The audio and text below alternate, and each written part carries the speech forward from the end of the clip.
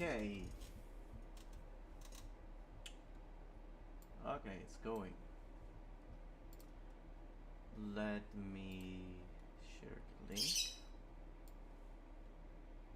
Actually, no, it's better if I put it here. So, live streams.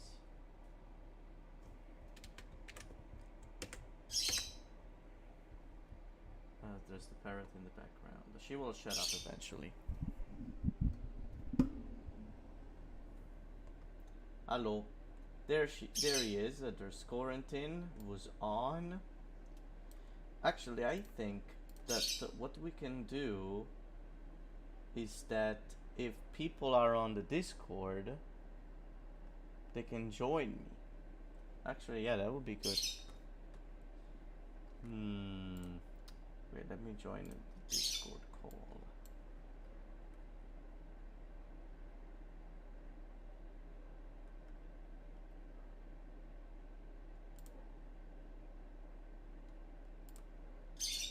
So, okay, so the audio input works. The audio output, it's there.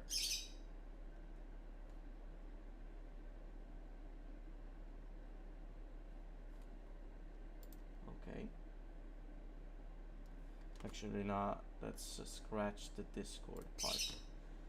Maybe we can add that Sparkling Twitter, forget everything you know. I did that. What were we talking about? What am I?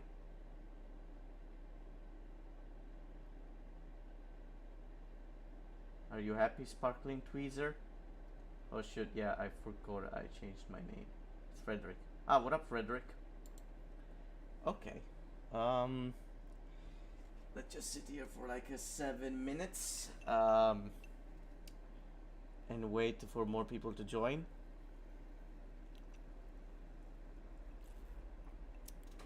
The camera is there, but in order to actually read what you guys have to say, I think it's good that I'm streaming the screen that is right over there.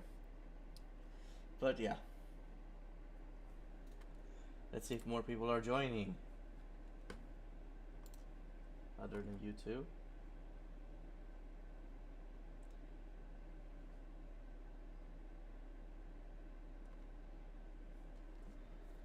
Are the newspapers in the background once you have written something in? No. The ones in the background are just the newspapers I like or that have funny titles, articles and stuff. I'm supposed to put over here this, which contains a bunch of headlines and a comic representation of a politician. Let me have a look at the preview. There we go. A politician here in Italy called Giorgia Meloni was far right, and she might actually become prime minister. I don't like her. I think she's kind of scary. So basically,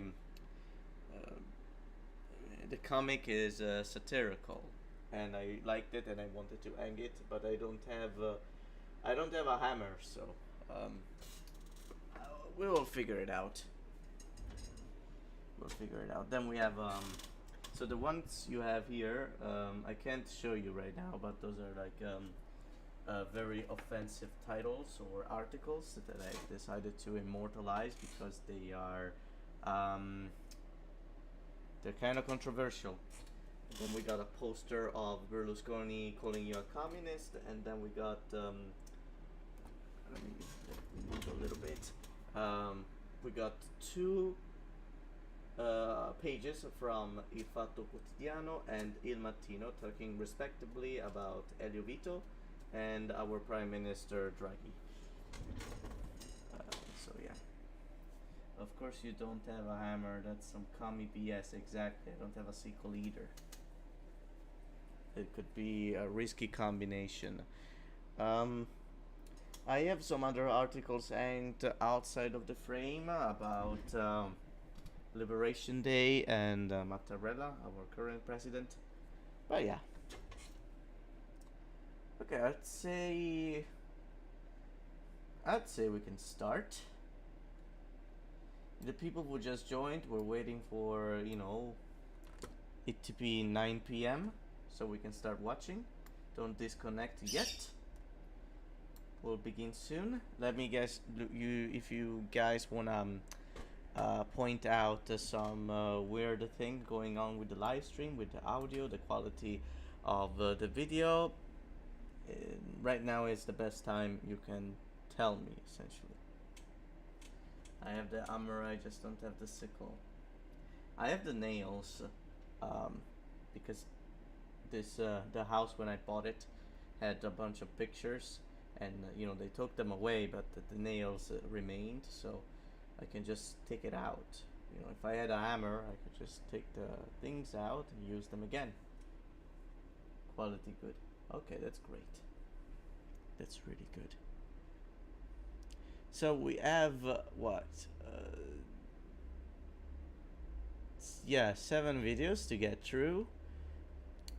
All have about 1.5 minutes in duration, so I'd say that what we can do is that we watch one all the way through, and then in the second watch I point out, you know, I explain every single reference.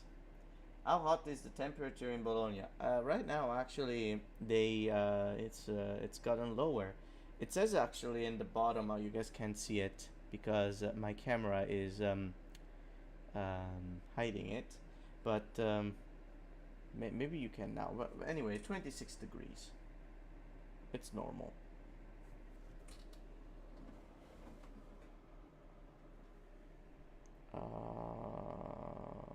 Received some messages.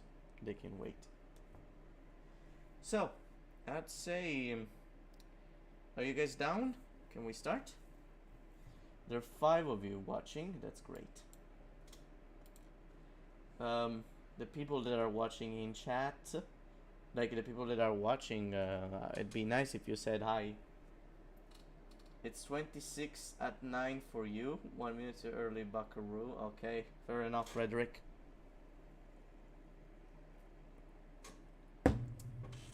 What up, Reginald? What up, Pavel? You guys are regulars. Nice to see you. Nice to see you. But that's the thing, like, most of my viewers are Italian, right? But on the live streams, yo, why do countries exist too? Decided to tune in. That's, yeah, all of you are English speakers. You're not Italian. So I think that live streams are just gonna stick being in English for God knows.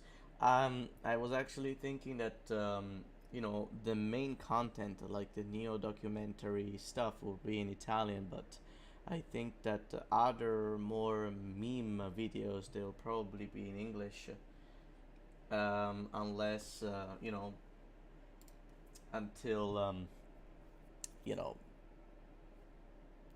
there is a total switch in audience, because actually my switch to Italian has boosted my numbers, not by you know, explosively, but you know, like it made a difference. I could see it. Loki thought you said that most of my viewers were retarded. No, I hope not. Okay, now it's 9. I guess we can start watching. You guys ready?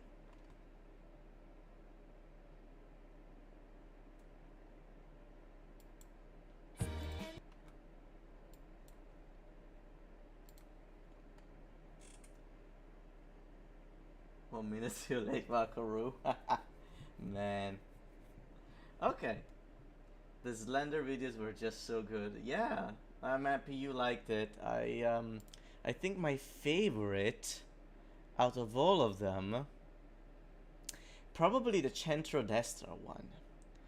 I was hit by a spark of genius. A lot of people told me actually that their favorite was the Terzo Polo one, but also a fair amount of people said that they liked the center-right Slander. So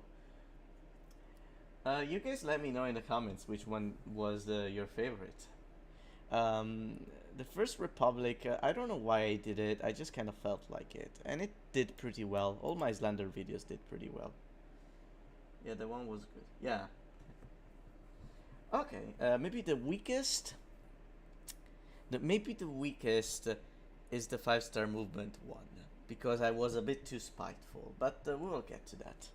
Let's go to the First Republic one. You guys, let me know how many of you actually you don't remember. I mean, we're watching through all of them again, so you will be refreshing your memory. Um, yeah, I guess we can start.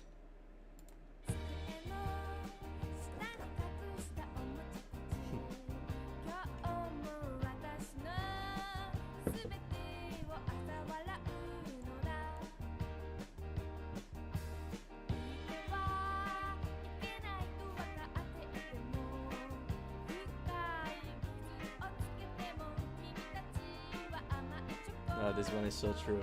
Of course, the amount of commentary I can do is limited since I've seen this millions of times. This one.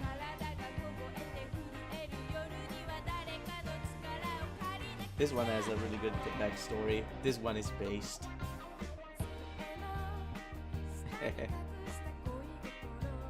that one was one of my favorite clips. The one of the guy looking around. This one is just, it's not funny, this one is just real. This one is also very real, but also funny. Mitterrand. I will have to look it up. Mitterrand. Isn't it the Australian guy you were telling me about?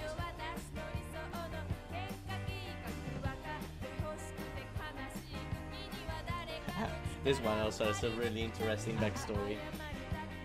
I love this clip. But it's hard for me to come up with clips. I need to stop, else we'll just go to the next one. Okay. Never heard of any of these. I mean, Frederick. I will explain most of these, okay? So, Mitterrand.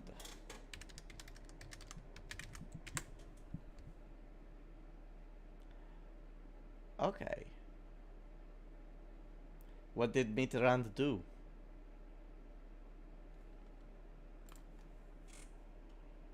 By the way, while French Kiwi writes down what's up with Mitterrand, I will just explain. Okay, so for the people like Andreotti, Craxi, no, Mitterrand was a French president for 14 years between 19. Okay. Belonged to the Socialist Party, but was hardly well, socialist. Okay, yeah, perhaps that could fall into it because Craxi was not socialist, but that's the thing. Like a lot of people from the right today, center right, people that are moderate, they describe themselves as socialist, but what they actually mean is that they are Craxist. He was more of a social democrat. No, not even that. He was a social liberal, I'd say. In fact, people like Renzi look up to him a lot, and Brunetta. Brunetta was a Craxist. Also, other people were Craxist. I don't remember now, but a lot of people in Forza Italia used to be part of the Socialist Party. Libertarians in America are often mocked for being PDFs. Is it the same for Radical Party members since they are sort of libertarian? What do you mean PDFs? You don't mean the file type, do you? Yeah, man, Mitterrand, I guess it's similar for him. Oh, yeah, I don't know about Mitterrand. Corentin is the French history expert. PDFs. Libertarians, the radicali, they were more focused.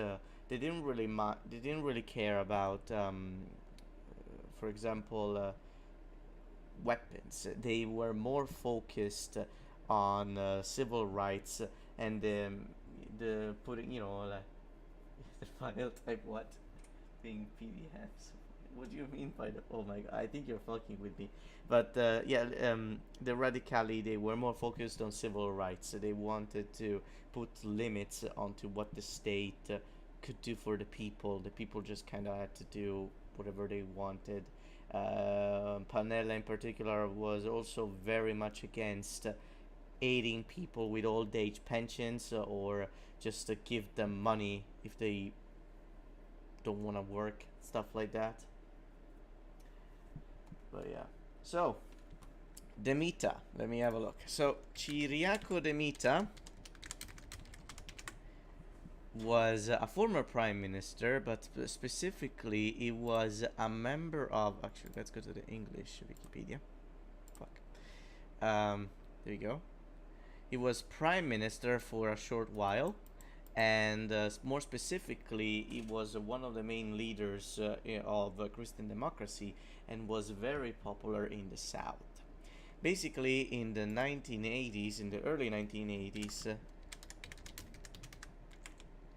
there was a huge earthquake. The screen is very far, so I'm having a hard time to read. There was a very big earthquake in Irpinia, right, which is a region in Campania, a little bit north of Naples. Demita was originary of the Irpinia region, which is close to Avellino. Let me go to maps and show you where Avellino is.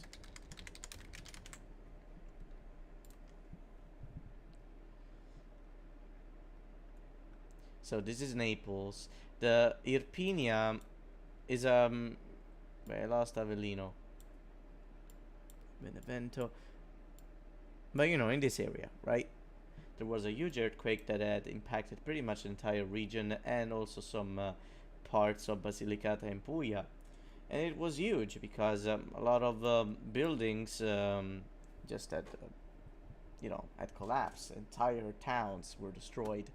And the Mitas family was very influential in the Avellino area, specifically also like Nusco, which was the Mita's old hometown. Uh, do you need glasses? No, I don't need glasses. It's just that it's very far away, and it's small, so I can definitely read. Like, I know that here it says Taurasi, Campania, Basilicata, Benevento over here. Like, I can read it, but I need to squint a bit, So, I mean, yeah, the Mitas family had contributed, had invested heavily in, in many local banks, right?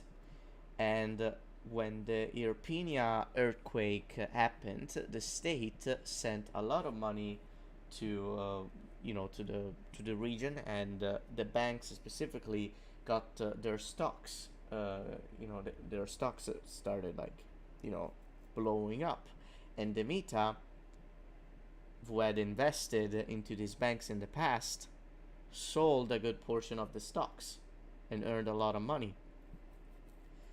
And a lot of people criticized him for it, but it's not like he was the one who caused the earthquake.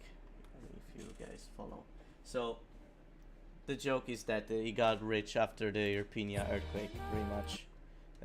That's the joke. Crack's explaining how is still a socialist. I kind of explained this before. Craxi was a social liberal who took over the Socialist Party from people like De Martino and Nenni, and just kind of made it right wing, and gotten closer to the center.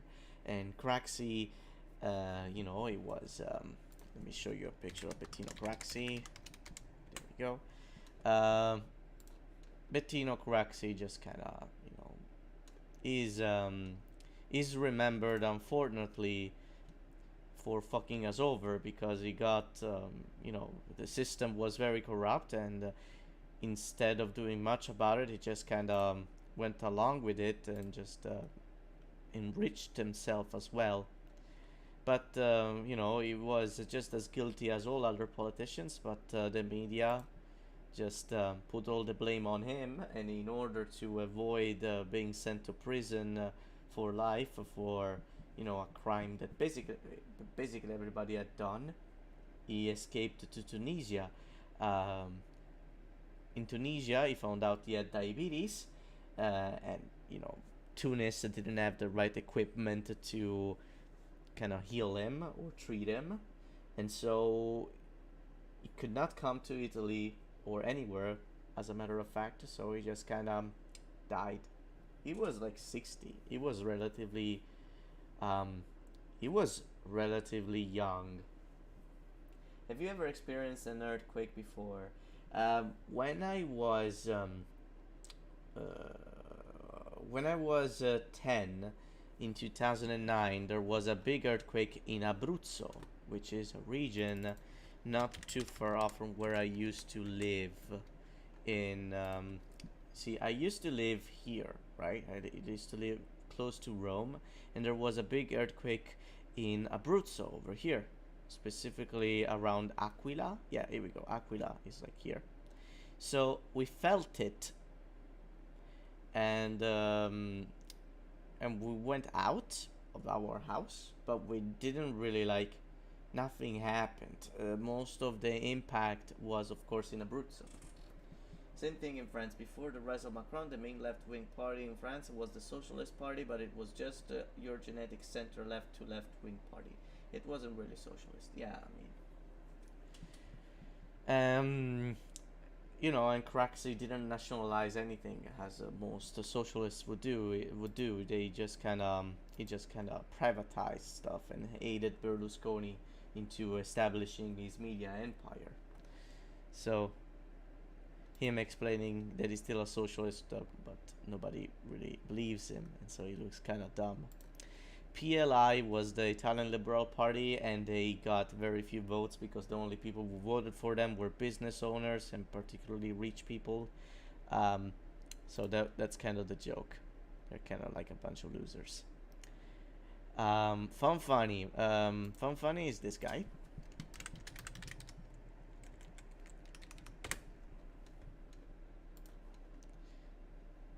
So Fanfani, Amintore Fanfani. Is there a big picture I can show you?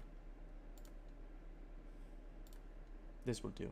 So Amintore Fanfani was prime minister several times, and one of the earliest leaders of the Christian Democratic Party, and he was sort of at the center, but he had the left-wing ideas. It's a bit complicated to put him somewhere. He was anti-communist. That's all you need to know.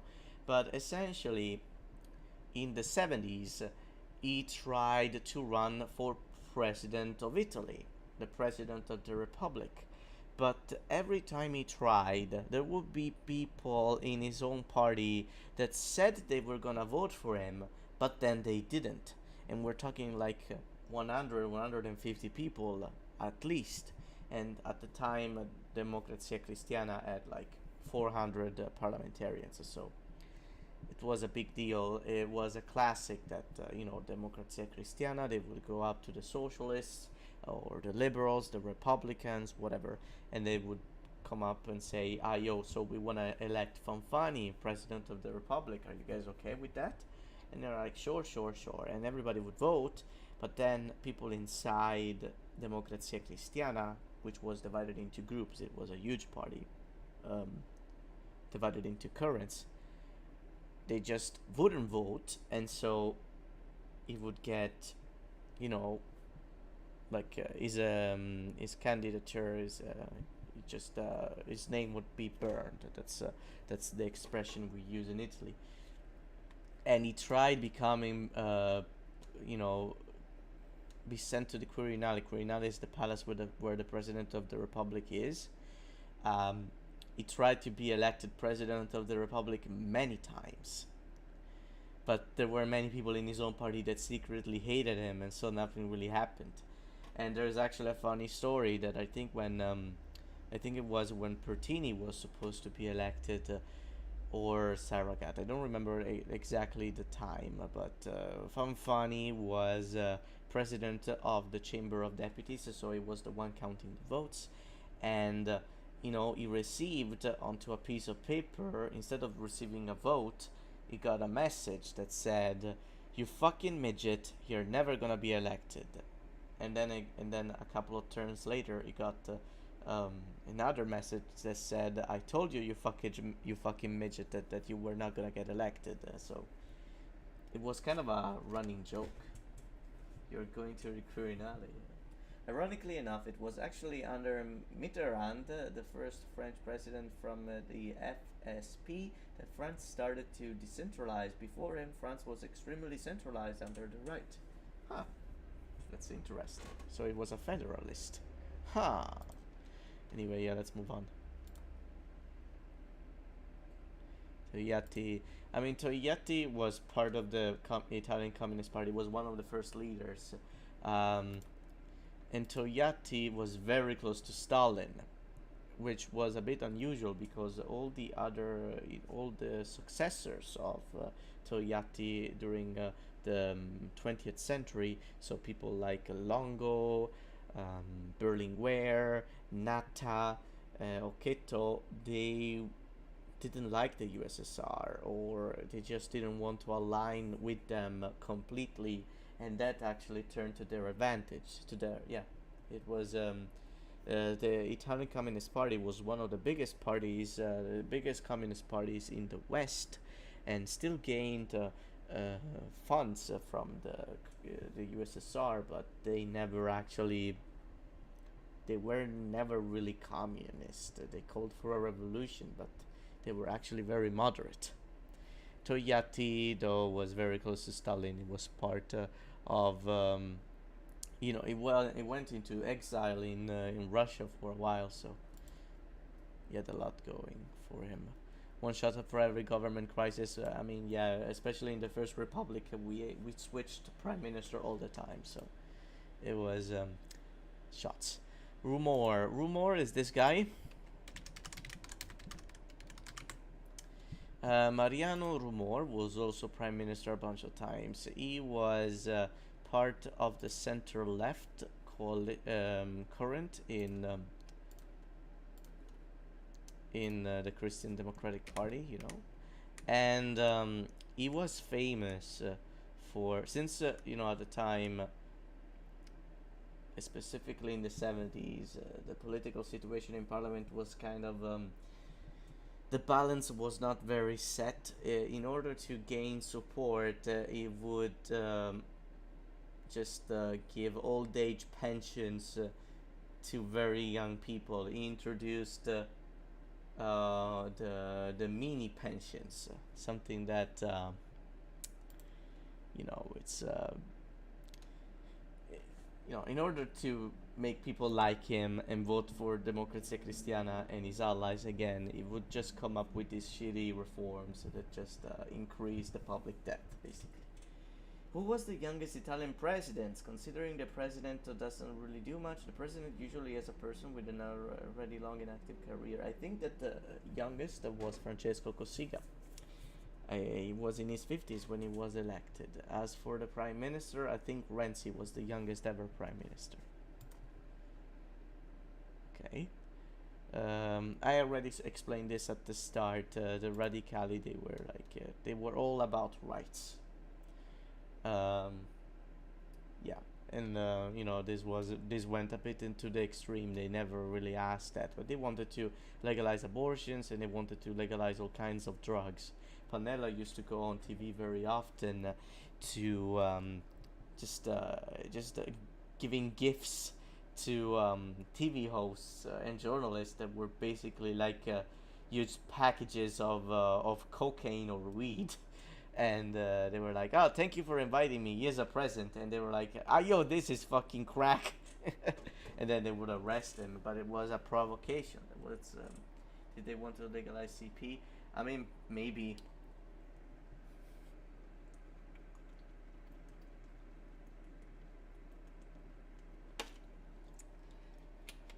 Probably. Let's move on.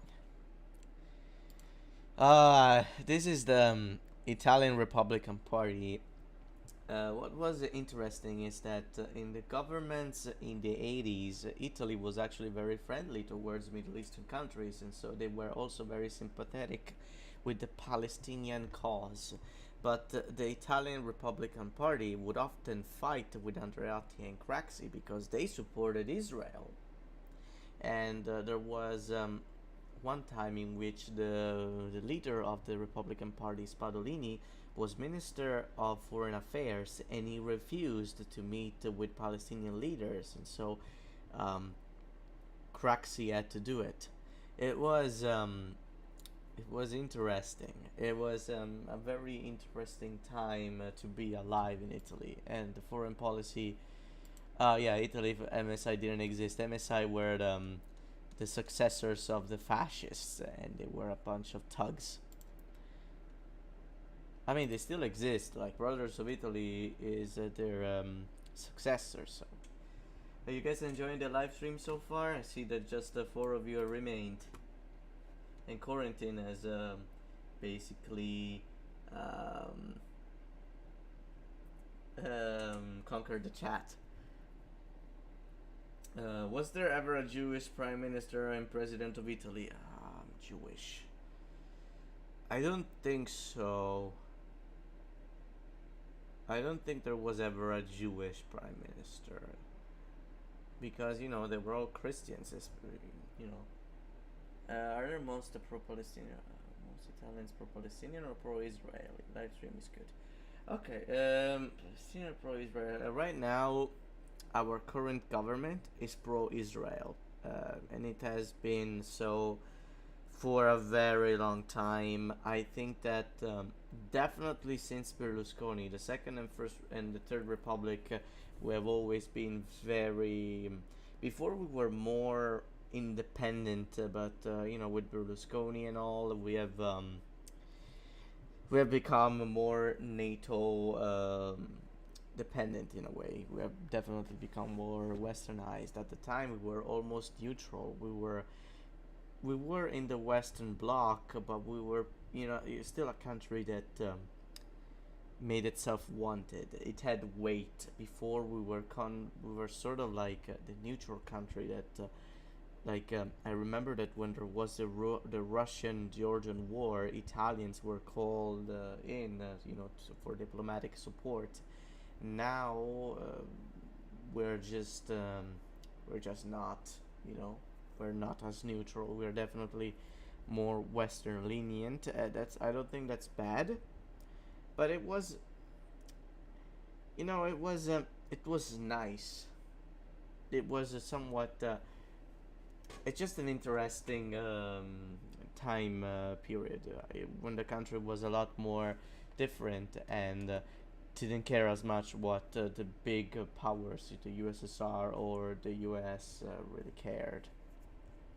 Yeah, that's pretty much. Piesnik. Okay, so Piesnik was was a CIA agent who was hired by Francesco Cossiga when he was Minister of the Interior when Aldo Moro was kidnapped. And years later, Piesnik would come out in some news programs, specifically InfoWars, and he would say that Aldo Moro was it was an inside job, that people that were not the terrorists who killed Aldo Moro, but it was the Italian state.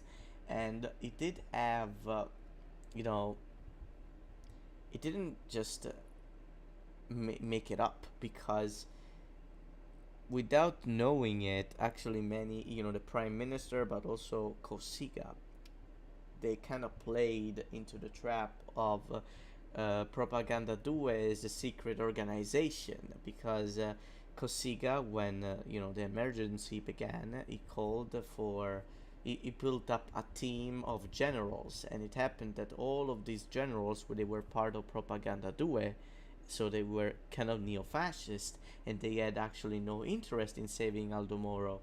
So that the Red Brigades had kidnapped Aldo Moro because someone else told them to do it, that's less likely. But definitely once Aldo Moro was kidnapped, the state was not as interested in getting him back, and the people like Cossiga and Andreotti, they felt powerless, because even though they were the state, there was another secret force that was making sure that they did not find them. So it was an odd time to be alive. Was there a real possibility for Italy to join the non-aligned movement? Unlikely. I don't think they would have allowed it because Italy had a very important position, geographic and strategic position in Europe. It was not like I don't fucking know, Indonesia, which sure it was important, but it's not like. Also, Egypt had a very important position, but there was also a short conflict. Like it was not Italy neutral country. It sort of was, but it just officially it was aligned with the West. It was not non-aligned. People that wanted Italy to be non-aligned were people like Mattei, and the motherfucker got fucking killed. So I don't know. I don't know. So and he got substituted with this guy called the Cephis as the head of Eni, and he was definitely more shady. So that's Piesnek for you. Andreotti, this is the date of the Fontana massacre, Piazza Fontana.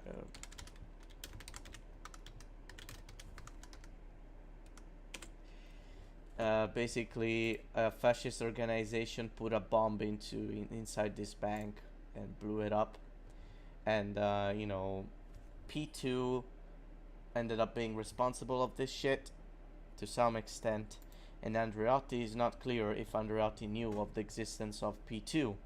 So, it's just a meme to make fun of the fact that he just didn't say anything and he could be implicated in the situation. This is the missed it. Partito Social Democratico Italiano, a smaller party which was a social democratic, but they were actually more liberal than anything. Okay, the socialists when Pertini got elected. I mean, this one is very self-explanatory. Pertini is one of the most loved presidents.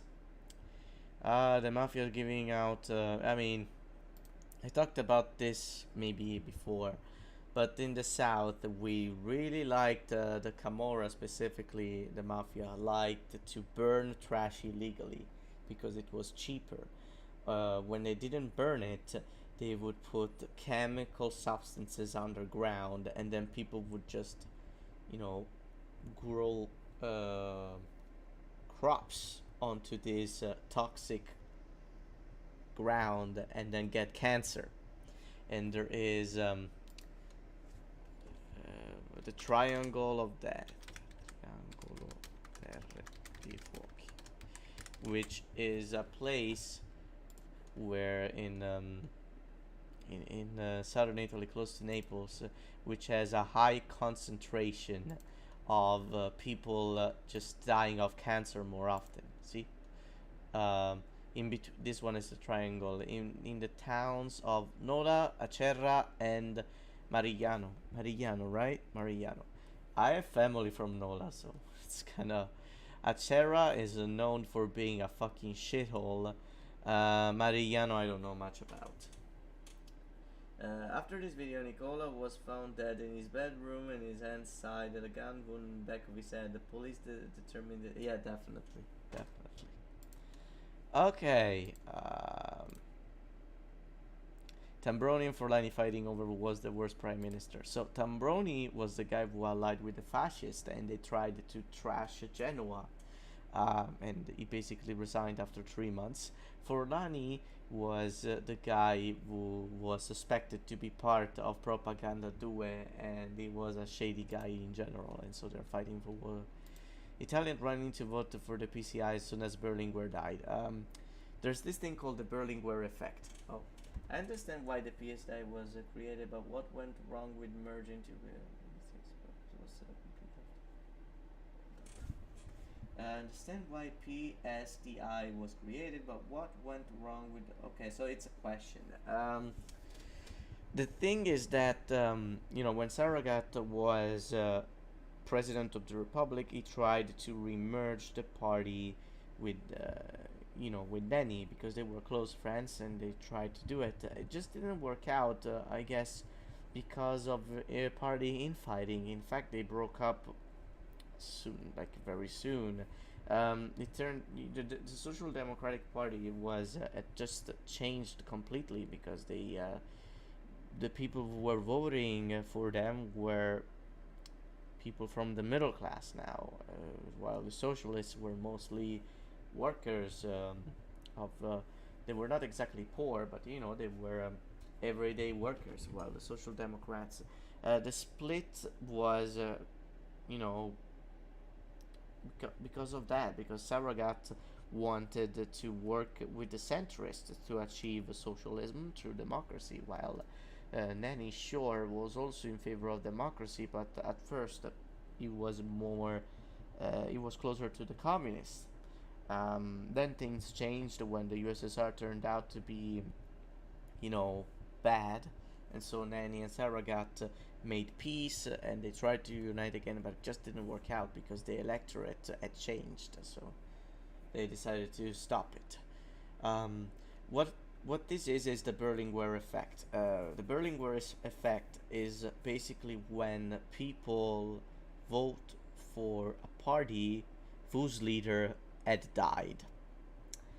Berlinguer had died in 1984 during a speech, during which he had a slight stroke. It was nothing bad, but instead of saying, yo guys, I had a small heart attack, I fainted a little bit, I'm just gonna go to the hospital to make sure everything is fine, instead continued giving the speech, worsening his condition, and by the time it was done, he was out of breath, he was sweating, and he was about to have another stroke. And by the time he went to the hospital to get checked, it was too late. He stayed in a coma for like 3 days and then died. And that thing actually touched the Italian electorate a lot because it showed a lot of determination by Berlinguer. Let me show you a picture of Berlinguer to contextualize. This guy.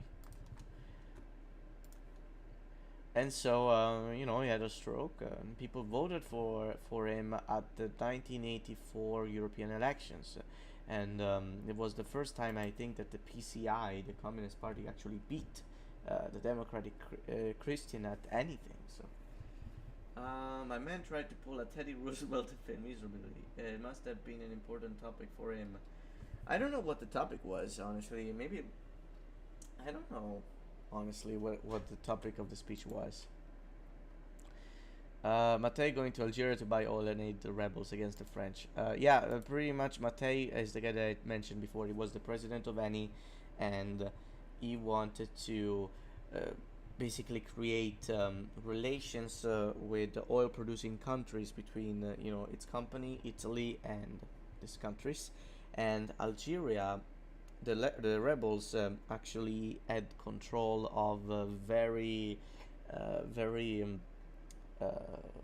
big oil sources. So any would just go and buy oil from them, hence funding their civil war. And this thing really angered France, but at the end of the day, like, Algerians really love Mattei because they actually feel like, let me show you a picture of Mattei.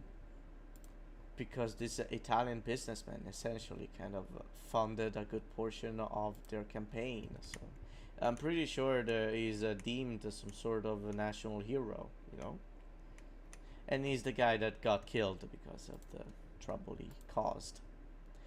I say politicians getting, they were fascists, so they always simping for Mussolini. Encounter with Carlo Donat Catin's son. So Carlo Donat Catin, I don't actually never figured out how to pronounce his name, was this guy, right? He was also another Christian Democrat. There you go. And his son joined a fascist organization, and he actually killed a bunch of people, and he tried to run to France.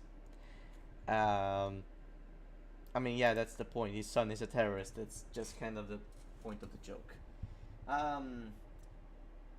Teddy Roosevelt was shot in the chest before a speech and was lightly wounded. My dude, instead of going to the hospital, beasted through his 90-minute speech. Only then did he seek help. Yeah, it reminds me of how Charlotte Parks got elected. Husband got shot by his opponent, and he got elected via everyone writing her name in. Oh, yeah, interesting. So yeah, Catan. Average. This is foreshadowing for the Second Republic because Berlusconi in the 80s owned a good portion of private television networks, and people just were just watching his programs. So when he decided that he wanted to run for, you know, for government in 1994, you know, just people just decided to vote for him because they liked his TV shows. Uh, Monarchists and Messenians celebrating their alliance because they're gay, and Francesco Cossiga being depressed because yeah, Cossiga actually was an interesting character because he was kind of bipolar and he suffered of depression and he went through a lot actually. Aldo Moro and him were very close, so the fact of him being powerless when he was kidnapped and knowing that Aldo Moro blamed him for what was going on, it must have been really hard on him. And when he was president of the Republic, he had bursts of anger towards Andreotti and the governing class because they refused to reform after the Cold War, and yeah. So this is the Second Republic. We have been live for like what, 40 minutes. It took way longer than I expected. Are you guys down to listen to the Second Republic? I'll try to be briefer because there's a lot less to contextualize, I think. Because the first one was, historical. Are you guys ready? Let's go. Quarantine is happy. Why do countries exist? Are you down, Pavel? Also, Frederick disappeared.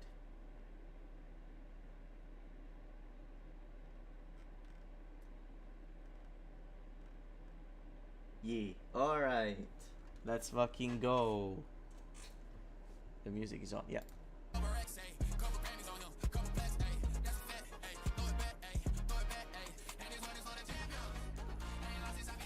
I forgot how funny this one was.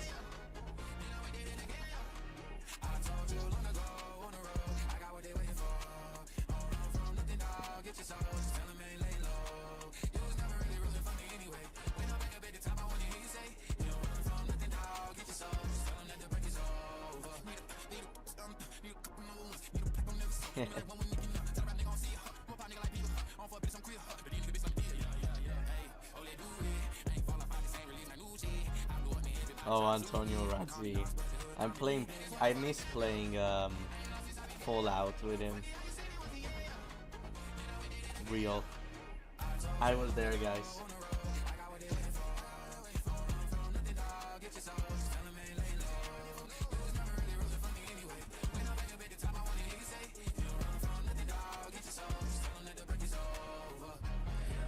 Giovanardi. No, not Giovanardi. Another guy. Never mind. True. I fucking hate Di Pietro. He's a fucking clown. Face Mattarella.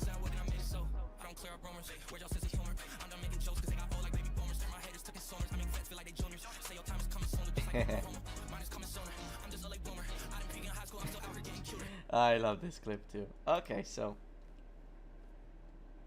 how much of this did you guys get?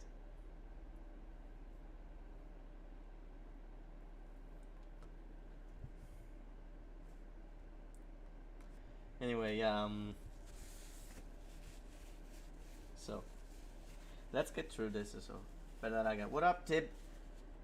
Like 1/4. Okay. So, let's start explaining. Tib, you are the only Italian in here, so we're going to go through this in English. I'm pretty sure that you actually know most of these explanations. So, D'Alema, when he's elected into parliament, even though nobody likes him. The funny thing about D'Alema, right here, Massimo D'Alema was leader of the left for most of the 90s and a good part of the 2000. Well, I mean, it wasn't really the leader, but it was like one of the main, most influential people, right? Massimo D'Alema. I made a video on him. You can go check it out. And so, the funny thing about D'Alema is that it was not too popular with the voters. Salve, sono Massimo D'Alema. Yeah, I just read what the tip said. It's an inside joke. It was not very popular with the electorate, so it never really got preferential votes.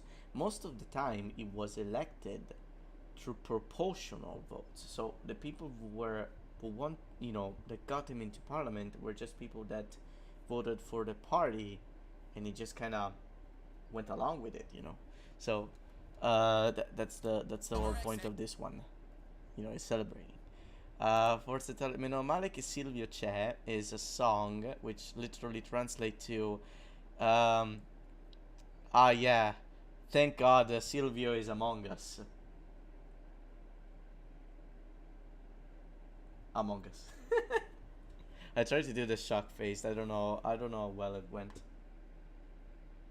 I think I look terrible. Anyways, it's not like this thing is on the internet and it's gonna stay there forever. So, meno male che Silvio. I think I can play you a little snippet.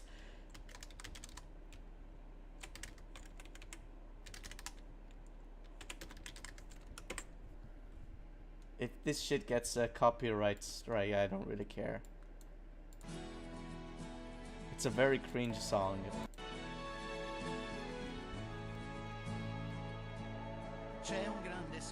There is a big dream which lives among us. We are the people of freedom. President, we are with you. Thank God Silvio is among us. That guy made a fucking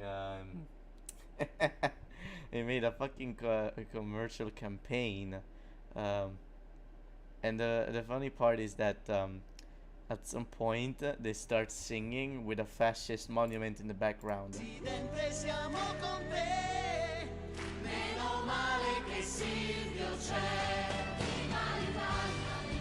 God bless Italy. Italy was chosen to believe again onto this dream. President, we are with you. Thank God Silvio is among us.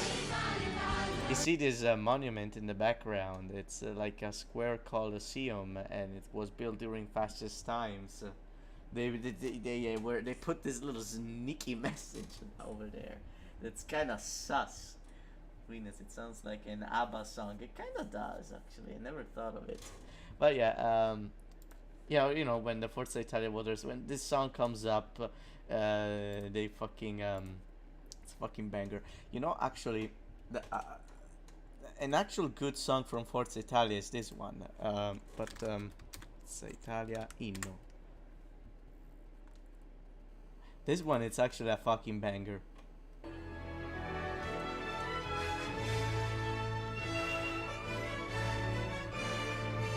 What up, Stukos? Yeah, they're really strong power through media, especially through Mediaset, being the biggest private TV company also today. Yes, that's some Philip Pétain shit right here. Motherfucker wrote a new national anthem praising him. My grandma remembered singing it in the 40s. Shit. Philip Pétain, of course. Isn't it the guy who, Pétain is the guy from Vicky France, isn't it?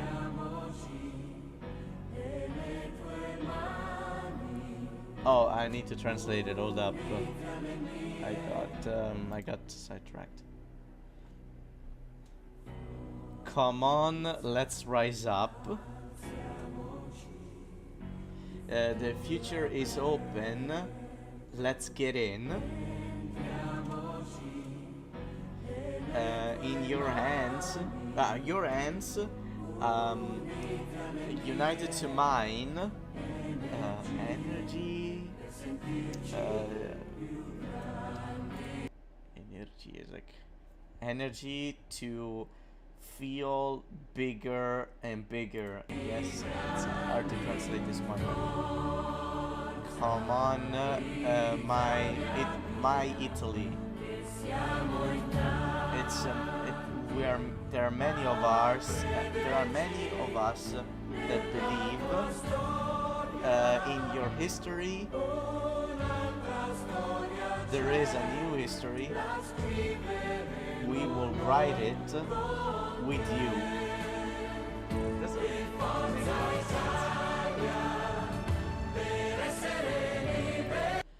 with you and Forza Italia to be free. With Forza Italia to do and to grow. Fucking based. There is big pride among us. We are to be part of you. It's nice to be, to belong to a people which is reborn with you. Essentially, that's the whole point. Vote for Alternativa per l'Italia, please. Oh my god, Alternativa fucking cringe. Yeah, the song kind of slaps. Not gonna lie. Yeah, this one kind of slaps. The lyrics are nonsensical, but this one fucking slaps. It's going dummy. Io voterei Azione Italia Viva, ma le personalità true. Tim is saying he would vote for Azione or Italia Viva. Are the people in the clip actually Forza Italia supporters or are they actors? I think they are Forza Italia supporters. I think it's kind of a mix because you see Forza Italia supporters in the middle of Milan. I believe that they're real ones actually. But you see, there are also people from Alleanza Nazionale, Fini's party, and I also saw a guy from Lega before. It was, cringe. Let's move on. Scalfaro when he has to call. I mean, this one is self-explanatory. When Scalfaro was president of the Republic, he had to call for anticipated elections twice, which is kind of a lot actually. Bossi throwing Berlusconi and Fini under the bus to vote in favor of Dini's government in 1995. I mean, this one was also very self-explanatory. Before Lega had allied itself with Alleanza Nazionale and Forza Italia, but they had a fight, and then the left came up, went to Bossi, and they were like, we want to make a new government, you want to team up with us? And he was like, yes. And Lamberto Dini, this guy,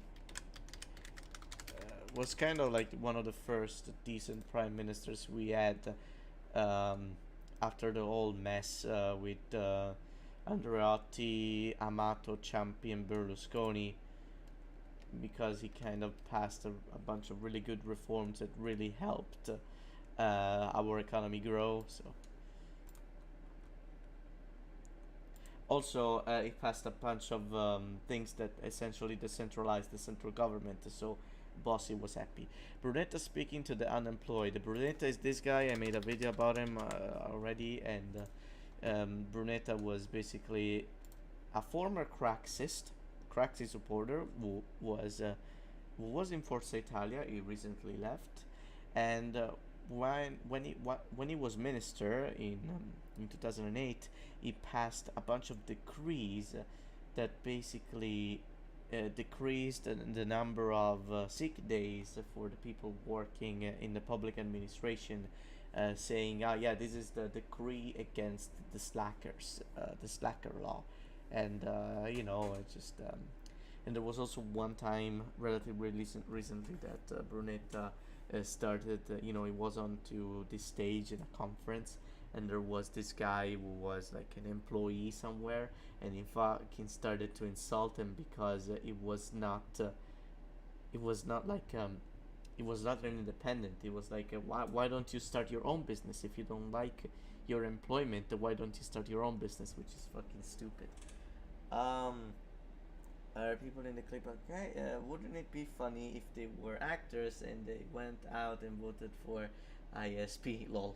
Like Calenda during his speech for the first electoral campaign, Ranley was talking about liberal progressivism, whereas he before had talked about liberal socialism before uniting with Renzi. I mean, yeah, Calenda is kind of a mess. I think this could be an important thing to consider. You know, I mean, yeah, I've been actually sitting on the fence talking about calendar because, on one end, it would be calendar. I mean, I still think that he's smart, and I don't think he would be a bad minister or even a prime minister.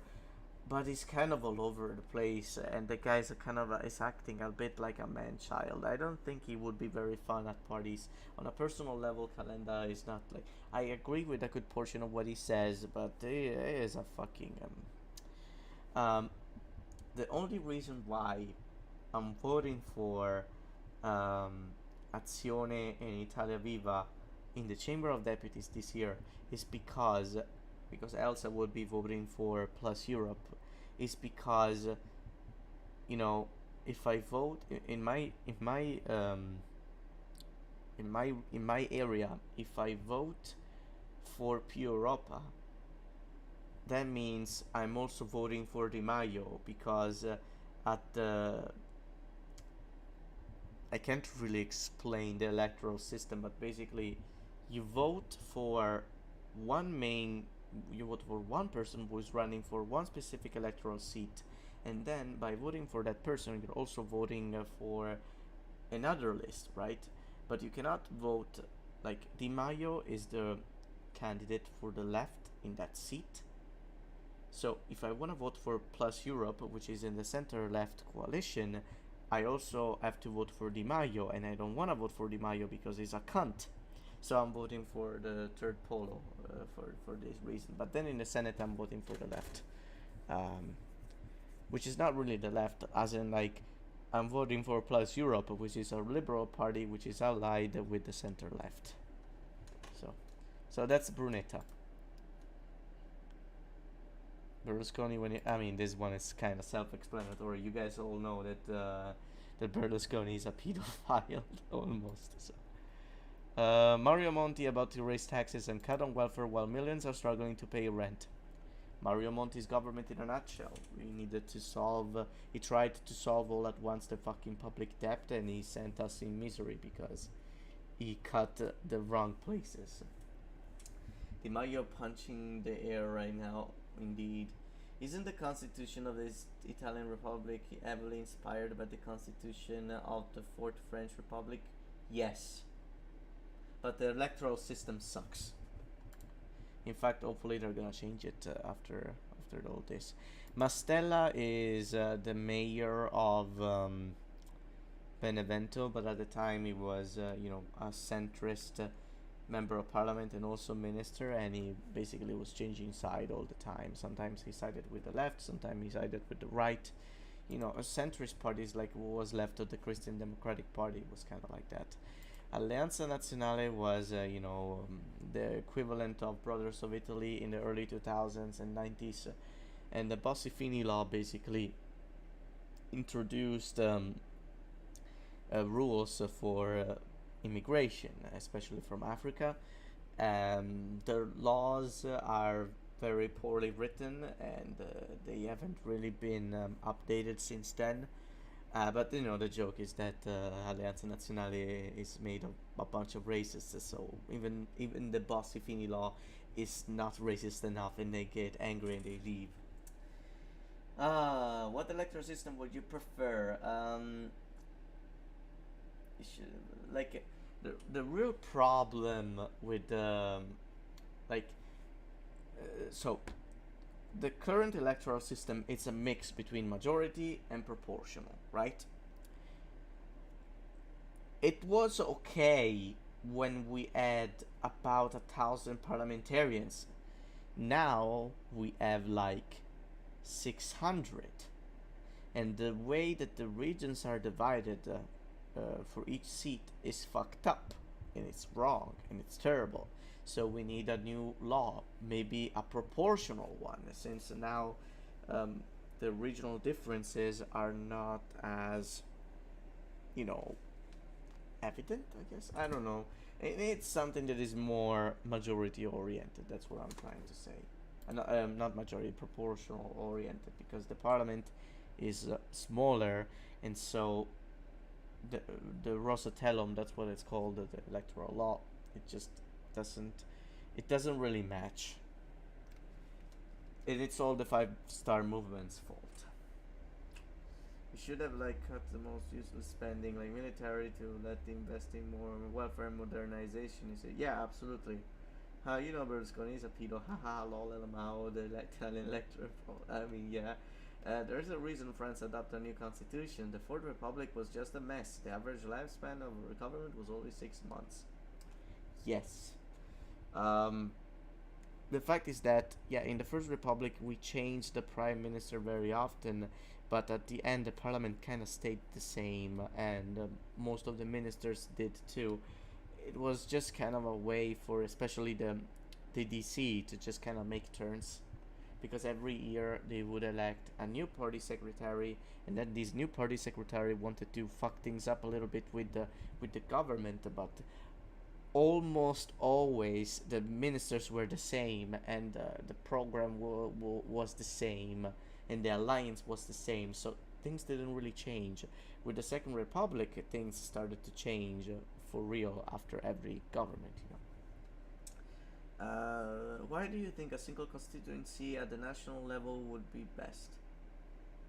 Do you think a single constituency at the what they have in Netherlands and Israel? I'm actually not too sure. I don't really have an opinion on that. I don't know. Actually, I'm not too informed to give an answer. But I don't know exactly which. I don't know which electoral system would be best. I honestly really liked Mattarellum, as in the proportional law actually made sense. Like it was a, I think it was 75% majority and 25% proportional, and the majority, the regions made sense. But that's the thing. Italy is huge, and the number of parliament doesn't reflect the inhabitants. So when you put a majority electoral law like that, it just you just don't end up representing a good majority of the people.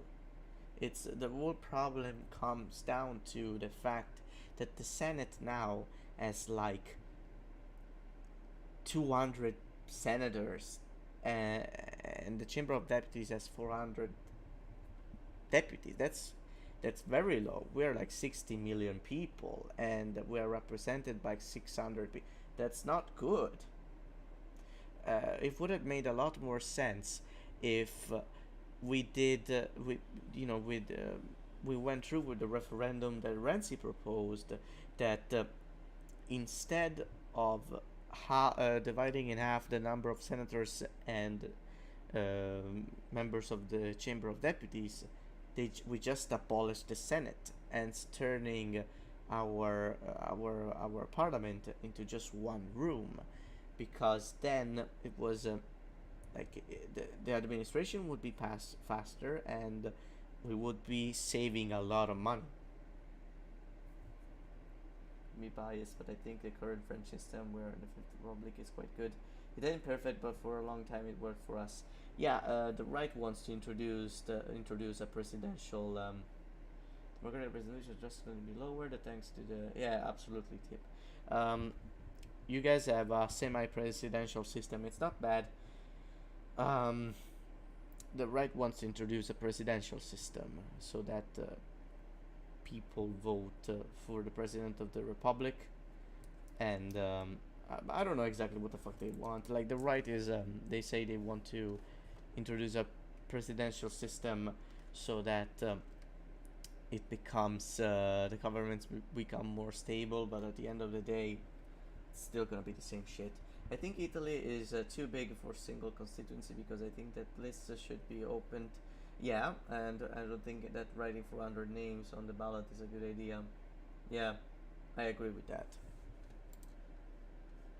Okay, PDS, yeah, I mean, PDS, DS, and PD were the successor of the Italian Communist Party, and the thing is that all these parties, they were focused more in stealing Berlusconi's electorate rather than being left wing, right?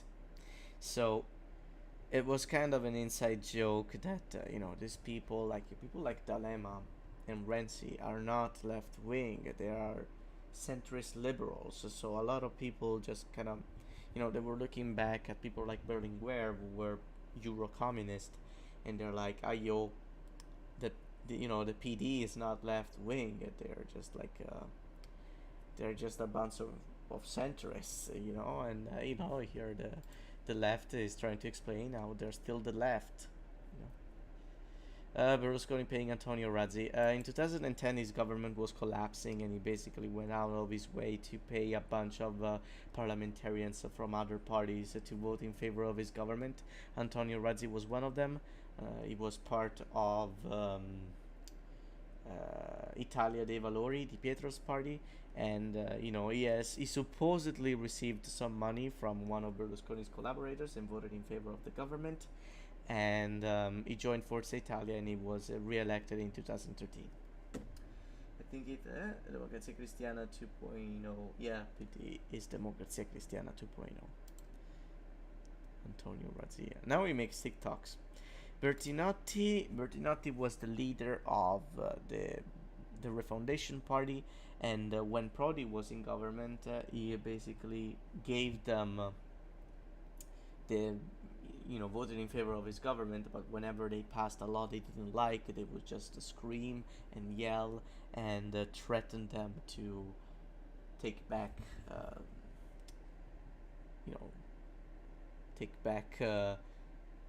their vote of confidence. So it was always like a fight, like that, and they seemed also very petty reasons. So Gelmini was Minister of Education in Berlusconi's government, since he basically took a lot of money away from research and education, and it also destroyed and also reformed the program in the way that it just became shit. This one, it's a reference to a party that the right made when Prodi's second cabinet got disbanded. Let me show you a video.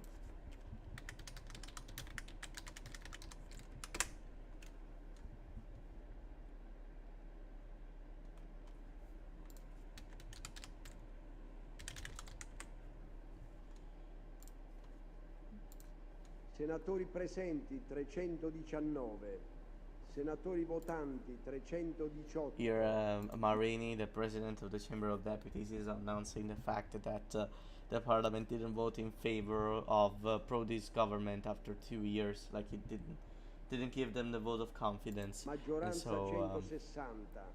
Senatori favorevoli 156. The Senate. Senatori contrari 161. By 4 votes, Prodi was like he didn't get the vote of confidence. Senatori And the fucking right just took champagne and opened it up. No, per favore, togliete quella bottiglia là. Non stiamo mica all'osteria. Prego, lasci il senatore Gramazio. The assistants are taking it away. Senatore Strano. Bruh. Oh, fucking clowns. Oh yeah, that's what it's referring to. Gianfranco Fini, after 2010. Okay, so in 2010 he basically broke up with Berlusconi. He was the leader of Alleanza Nazionale. Bruh, I never seen that thing. That's fucking amazing. In 2010 he broke up with Berlusconi because he wanted the alliance, the center right, to be more Europe friendly. Berlusconi disagreed and he kicked them out, and Gianfranco Fini tried to make his own party, but nobody gave a shit about him, and so yeah, hence the picture. Giovanardi and Gaspari. Okay, Giovanardi and Gaspari were both ministers, and they were kind of homophobic. That's kind of a joke. God, it's so weird seeing footage from back then. It's in the video quality or the shit. Yeah. Did I miss a joke? No, it's just a Bossy. You guys know Bossy was the founder of Lega Nord. He fucking hated the South. So that's it. Tony Di Pietro, true. Antonio Di Pietro was the guy that was a judge that sent a lot of all the old politicians to jail, and then he decided to run for parliament too, and he was accusing anyone of corruption. Like, it was in his guts, like he thought, yes, that guy is corrupt, so now I'm gonna hunt him down until I find the smallest amount of evidence that implicates he was onto some shit, and then ruin his reputation. Like, most of the accusations he started didn't lead to anything, but he kind of ruined the reputation of an entire political class. And when he was a minister, he tried to do the same. Like, he would often just because he had a feeling that a person was corrupt, he would constantly attack him. Until one day he was caught in his same trap, as in he was involved in some shady business with some property, and the papers just dragged his name into the mud, and now he's retired. Fucking clown. Mattarella going to bomb Serbia. Mattarella was Minister of Defense during the Yugoslav War, and when D'Alema was Prime Minister, and he just kind of bombed Serbia. They kind of had it coming. Our Lega Nord voters think people do groceries in Calabria because people in Calabria are monkeys, according to the North, so they buy bananas. That's pretty much it. Porcellum was the electoral law in the Second Republic. It basically gave extra seats to the coalition that got the most votes. I think it was 50%, a majority award essentially, and it encouraged parties to team up in these big coalitions, in these big in this just big fucking groups, and it just didn't work out, it just created an environment in which you were either with Berlusconi or not with Berlusconi. If you were indifferent, you were just not getting into parliament. Okay. The Lutri was Berlusconi's biggest money laundering assistant, and he was elected into parliament just to get the parliamentary immunity so that he could not be convicted for his crimes. And as soon as that expired in 2014, because it got to a level where the parliament was no longer willing to back him up, and the charges were getting piled up, and there were getting so many that it was basically impossible for the judiciary to ignore it.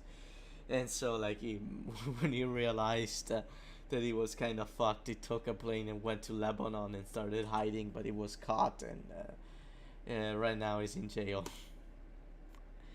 Forza Nuova is a fascist party. That's all you gotta know. Okay. Oh my god, I don't think we can get through all of these, but we can definitely finish the Third Republic one. Are you guys down? Why does parliamentary privilege even exist? Stability. That's the whole premise. Calabria Saudita. True. I see no lies. 0 lies. Yeah, I'm down to continue. Okay. Who else is down? I can definitely go through this one, the Third Republic. Maybe with Centrodestra, Centrosinistra, etc. we could probably sprint through it. But I don't know. I can try. We'll see. Okay? Is anybody down? Tib, Pavel, why do countries exist? Someone else? I see there are 5 of you. There are 5 of you. Type in the chat. I want to see you active. I understand if you don't want to continue because tomorrow's Monday. Maybe you have to go to school. You have to go to work. I have time. My man Pavel. All right. Let's watch this. I really like this one too.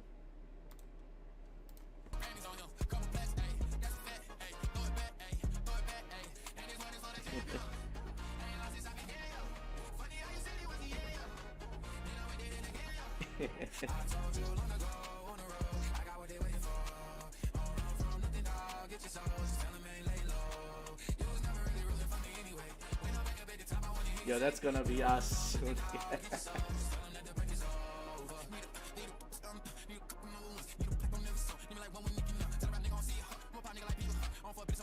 This one is probably one of my favorites. The one coming this through. Yeah.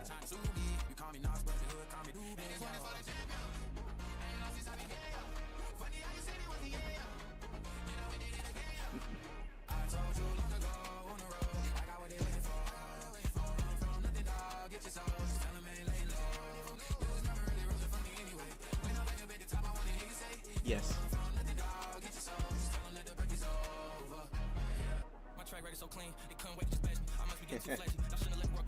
Oh yeah, this one is funny too.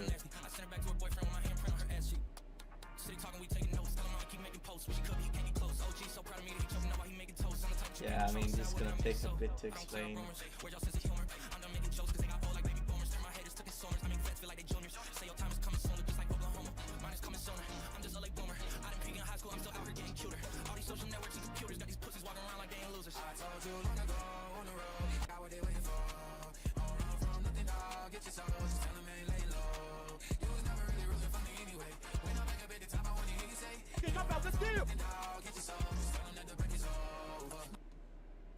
Yeah.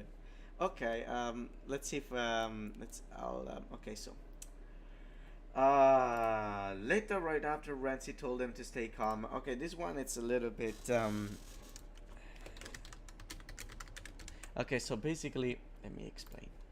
This one. Okay, so in Italy, when prime ministers have to switch places, they basically give each other like a little bell, and as a sign of succession. So in 2014, Letta was prime minister, and he was given the role by Napolitano because the parliament was all fucked up. The bipolarism, which was there before, was broken with the Five-Star Movement. Now both the right and the left, neither of them had the majority, and so they had to come to terms and make a new government. Letta was prime minister, and he was trying to continue the cuts that Monti made while also trying to actually accomplish something positive, but the results were taking their time to arrive, and the people were getting angry, especially in the Democratic Party, when there was the committee that basically decided that Bersani was no longer party secretary, and that Renzi was going to be the party secretary. Bersani was a supporter of Letta, and he was a social democrat. Renzi was a social liberal, and he didn't like Letta that much, right?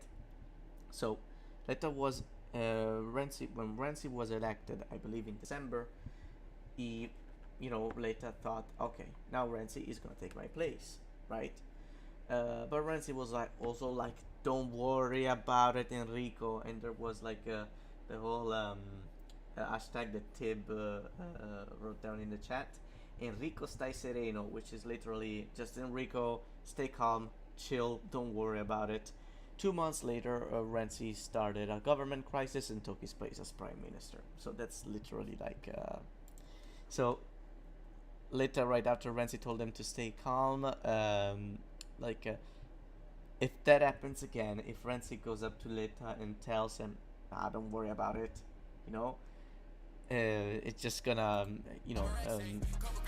it's gonna trigger PTSD with Letta. That's a joke. Okay, Calenda trying to choose the alliance which will give him the least votes. Calenda, this guy right now is he's running for office, and his party Azione was very promising. And at first he decided to team up with the left, but then after like 2 days, 4 actually, he changed his mind and just made his own alliance with Renzi, right? So it's all about like at the beginning, a lot of people were like, come on, Calenda, join us, and he would say yes at first and then change his mind immediately after, and then complain about it on Twitter. That's literally Calenda. You see, I actually got most of these. My man. Probably because I started watching your content around the time all this BS was happening and you were covering all of this. Yes. Okay. Berlusconi without a cyborg suit. I mean, this one is a joke because Berlusconi is like 86. Luigi Di Maio before COVID. Luigi Di Maio, when he was foreign minister before, I think actually a little bit. No, it was before COVID. He made like this deal with China. He signed the Silk Road Agreement, which is a fucking terrible deal. But of course, Di Maio had to come up with that. Then Draghi arrived and he became a convinced NATO supporter. Fucking claimed the good ideas, but politically speaking, a newbie. Absolutely. Next, Maria Elena Boschi, when she's a poor person. Boschi is like one of Renzi's closest supporters. A lot of people say she's hot. No, what's her fucking name? Elena Boschi. There we go. I mean, for being a politician, she's definitely hot, but she's not my type. This one is fake. It's not a real picture. Guys in chat, would you smash Maria Elena Boschi? She hates poor people, and she's liberal. Would you guys smash? Being Tibetan, I can say all my Tibetan family hates him so much, and so do I. Yes, I hate Di Maio. Fuck Di Maio. He sucks. Renzi, as soon as he makes Italia Viva. Renzi, as soon as he left the Democratic Party, his party Italia Viva was actually pretty promising. He had good percentages, but then he decided to be retarded, and nobody wants to be associated with him anymore. It took Calenda a while to even decide to take, to team up with him. So it's kind of funny.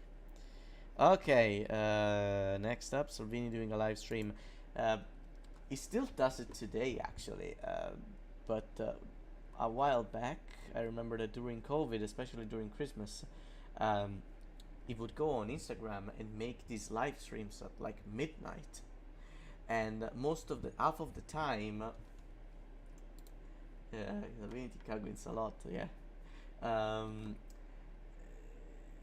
Most of the time, like half of the time, was him just talking about, slogans and talking about what Lega wants.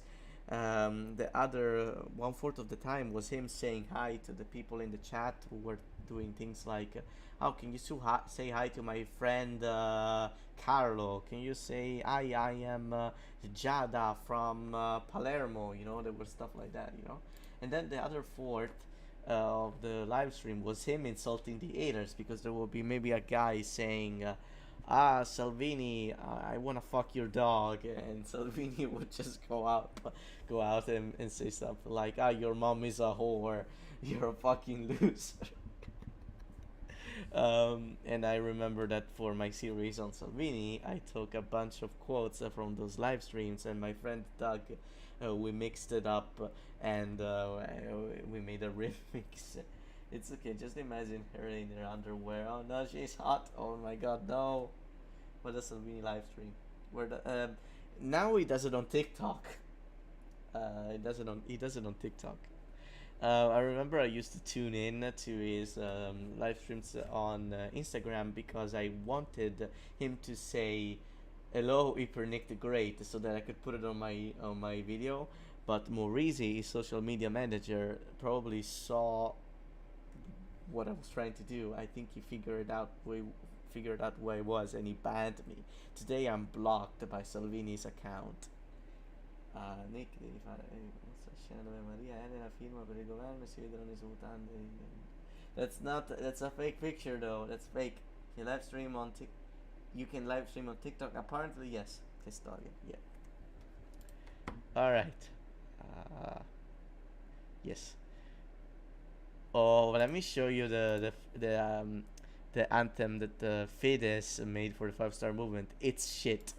It's fucking terrible.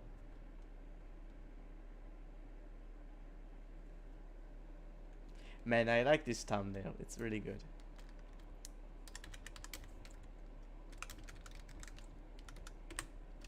Man, this thing fucking sucks.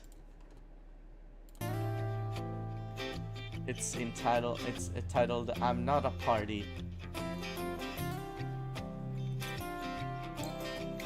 This fucking copyright. you trust us blindly. Um, blind Republic. It doesn't explain. I mean, I'm not even gonna cieca, milioni di elettori addormentati per 20 anni davanti ai televisori. Buonanotte senatori. This one is fucking sucks. It's a terrible anthem. Tell me in the chat if you think it's a good anthem or not. LGBT. I mean, this one is self-explanatory.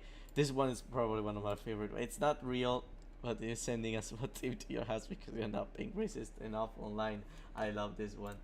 I don't even understand the lyrics and even though it's shit. Yeah, it's fucking terrible. I love this thing. Lake of Waters when a black person is beaten to death. I mean, a good portion of these are self-explanatory. Salvini is way back from Poland. Do I have to explain what? You know, Salvini is a big Putin fan. But when the Ukraine invasion started, he went to Poland to show support to the refugees, and you know, like the mayor of the town in Poland he was visiting, he basically made it clear that he didn't wanna speak to him, and you know, it's just.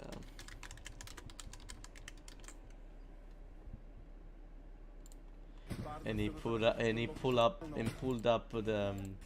the shirt that he was wearing, a pro-Putin shirt, and Salvini he started panicking. Look at his fucking face. He's like, ah, yo, what the fuck? And then he pulled up the mic and he tried to say in English, and no, we're here to help the refugees. Oh no, I don't know what this guy is talking about. It's like, it's fucking terrible. This one.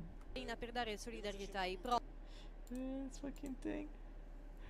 Look at him, he's like, yeah, yo. Oh, look at his face.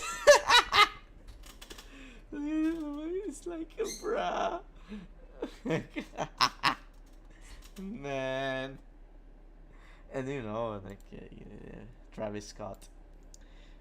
You guys don't want to know what the fuck Grillo did in Limone Piemonte. You guys don't want to know. Many languages can Salvini speak, by the way. I think he can barely speak Italian. I don't think he's that good at English.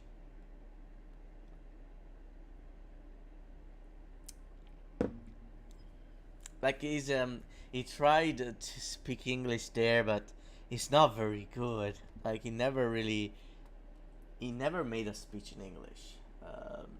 He can say a few things, conversational, but he's definitely not fluent. Fight me over this. Bonaccini when I disagree on it with him on Instagram. Bonaccini is a fucking baby. Bonaccini is this guy. I actually had a fight with him on Instagram once. It was fucking hilarious. This guy's a fucking loser. He's a good president, but you cannot tell, like, he has to be right all the time. If you disagree with him, you're fucking dead to him. He's like a fucking prick. Toninelli explaining how the new Morandi Bridge will be the pinnacle of Western civilization. Toninelli is this guy. He's kind of a clown too. He was Minister of Infrastructure and there was like a disaster, like a full fucking bridge got collapsed in Genoa. Because it's not his fault, but like the people responsible for maintenance didn't actually do it. Go to bed, Nicola. Nah, fuck you, quarantine. And you know, like he went to Genoa to show sympathy to the Genoese people, and he was like, "Ayo, we're gonna build a new bridge, and it's gonna be fucking lit. People can go out and play and hang out on that bridge." And people were like, "What the fuck? You don't even know what the fuck a bridge is, man." Oh, that was it. With the fucking shops and bars, even though the bridge was like 100 meters above the ground. Yeah, I don't know. Italians waiting for Speranza to pass COVID regulations. That makes sense. Speranza is our Minister of Healthcare, and a lot of people just complained because he was extremely cautious about everything to the point that just didn't make sense and was fucking stupid. Okay, Orsini. Orsini is a commentator who was very popular at the beginning of the pandemic. Not the pandemic, the war in Ukraine, because he had very spicy opinions. He used to say that the Ukrainians had to give up because Putin is the good guy, and they shouldn't worry about living in an authoritarian regime because his grandfather used to be a kid during fascist times and he was happy. You know, this kind of guy, you know, that he respected the Russians, and therefore Italy should stop taking in Ukrainian refugees and help them bomb Ukraine. You know, stuff like that. This guy is fucking nuts. And, you know, trying not to be pro-Putin. Draghi getting awarded as the best prime minister. Draghi, I feel like, is a good prime minister, but he's praised to death for things he didn't even do.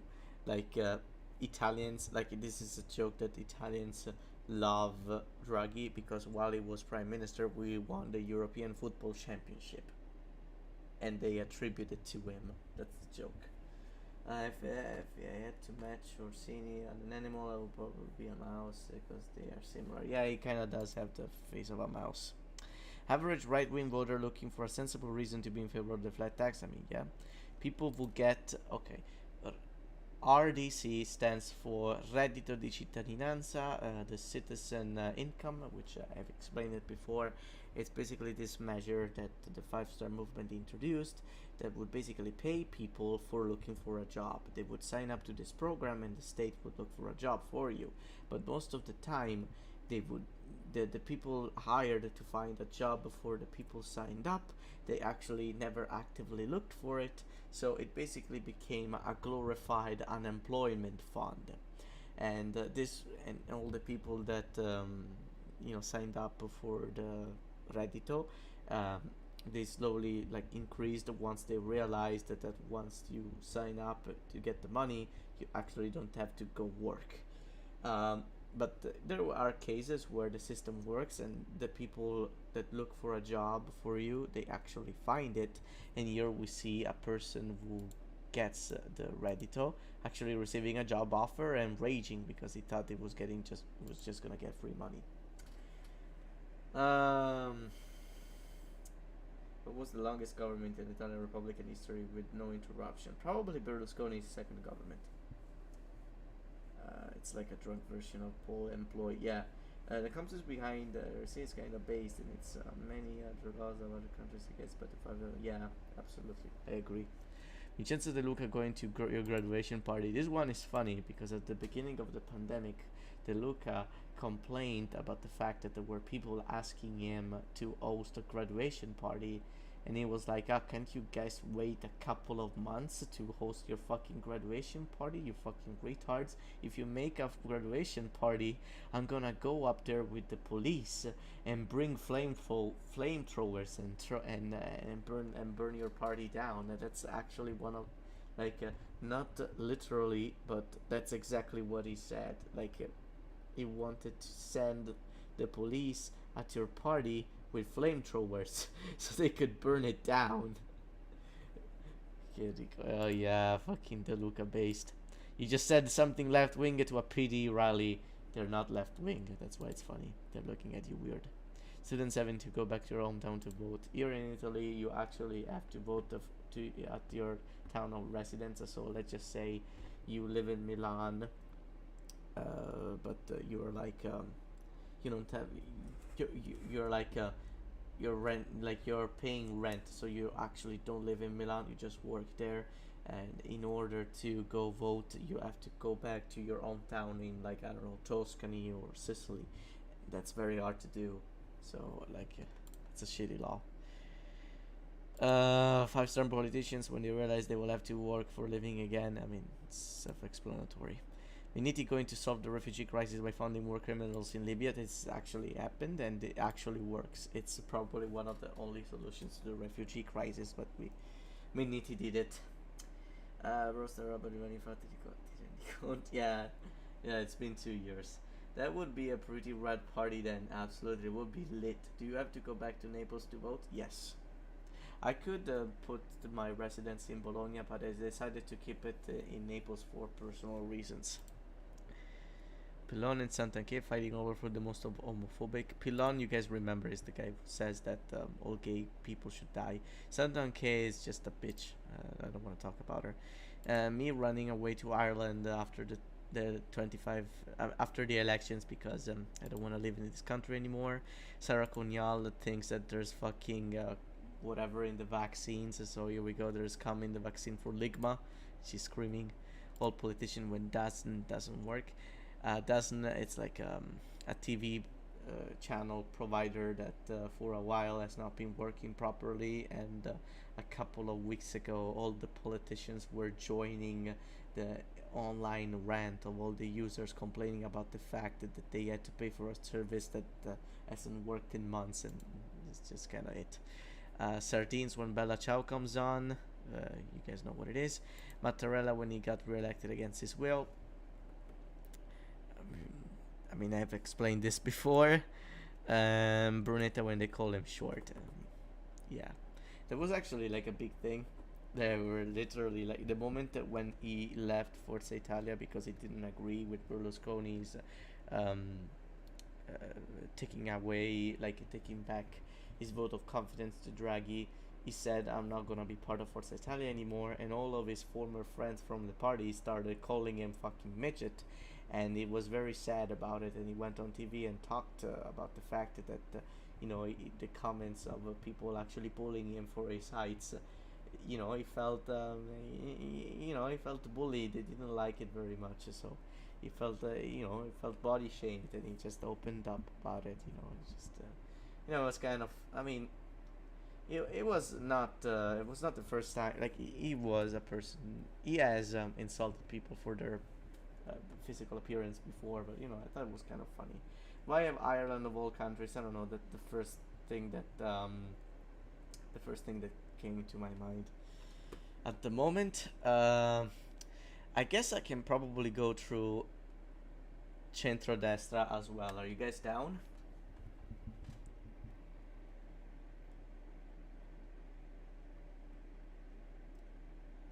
Not the electorate, the parliament. The parliament is electing the president of the republic. It's not like in France. Are you guys ready? We're rewatching centrodestra. Are you guys ready? Okay. Quarantine is down. Tib, are you down?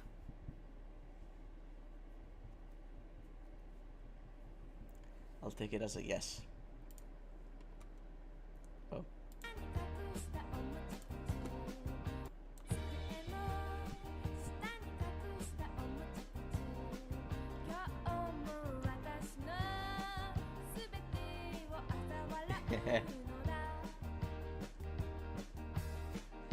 This one could be actually quick to explain.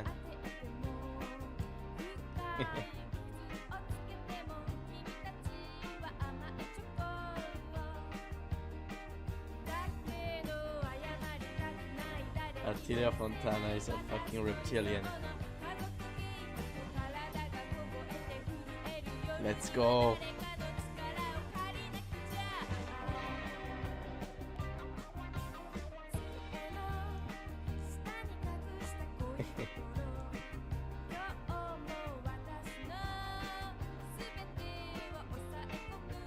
Yo, based.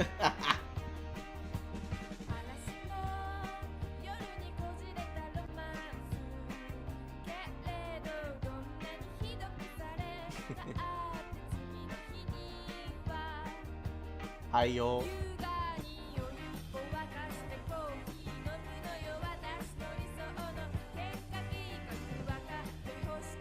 This one I actually firmly believe in. I think this is real.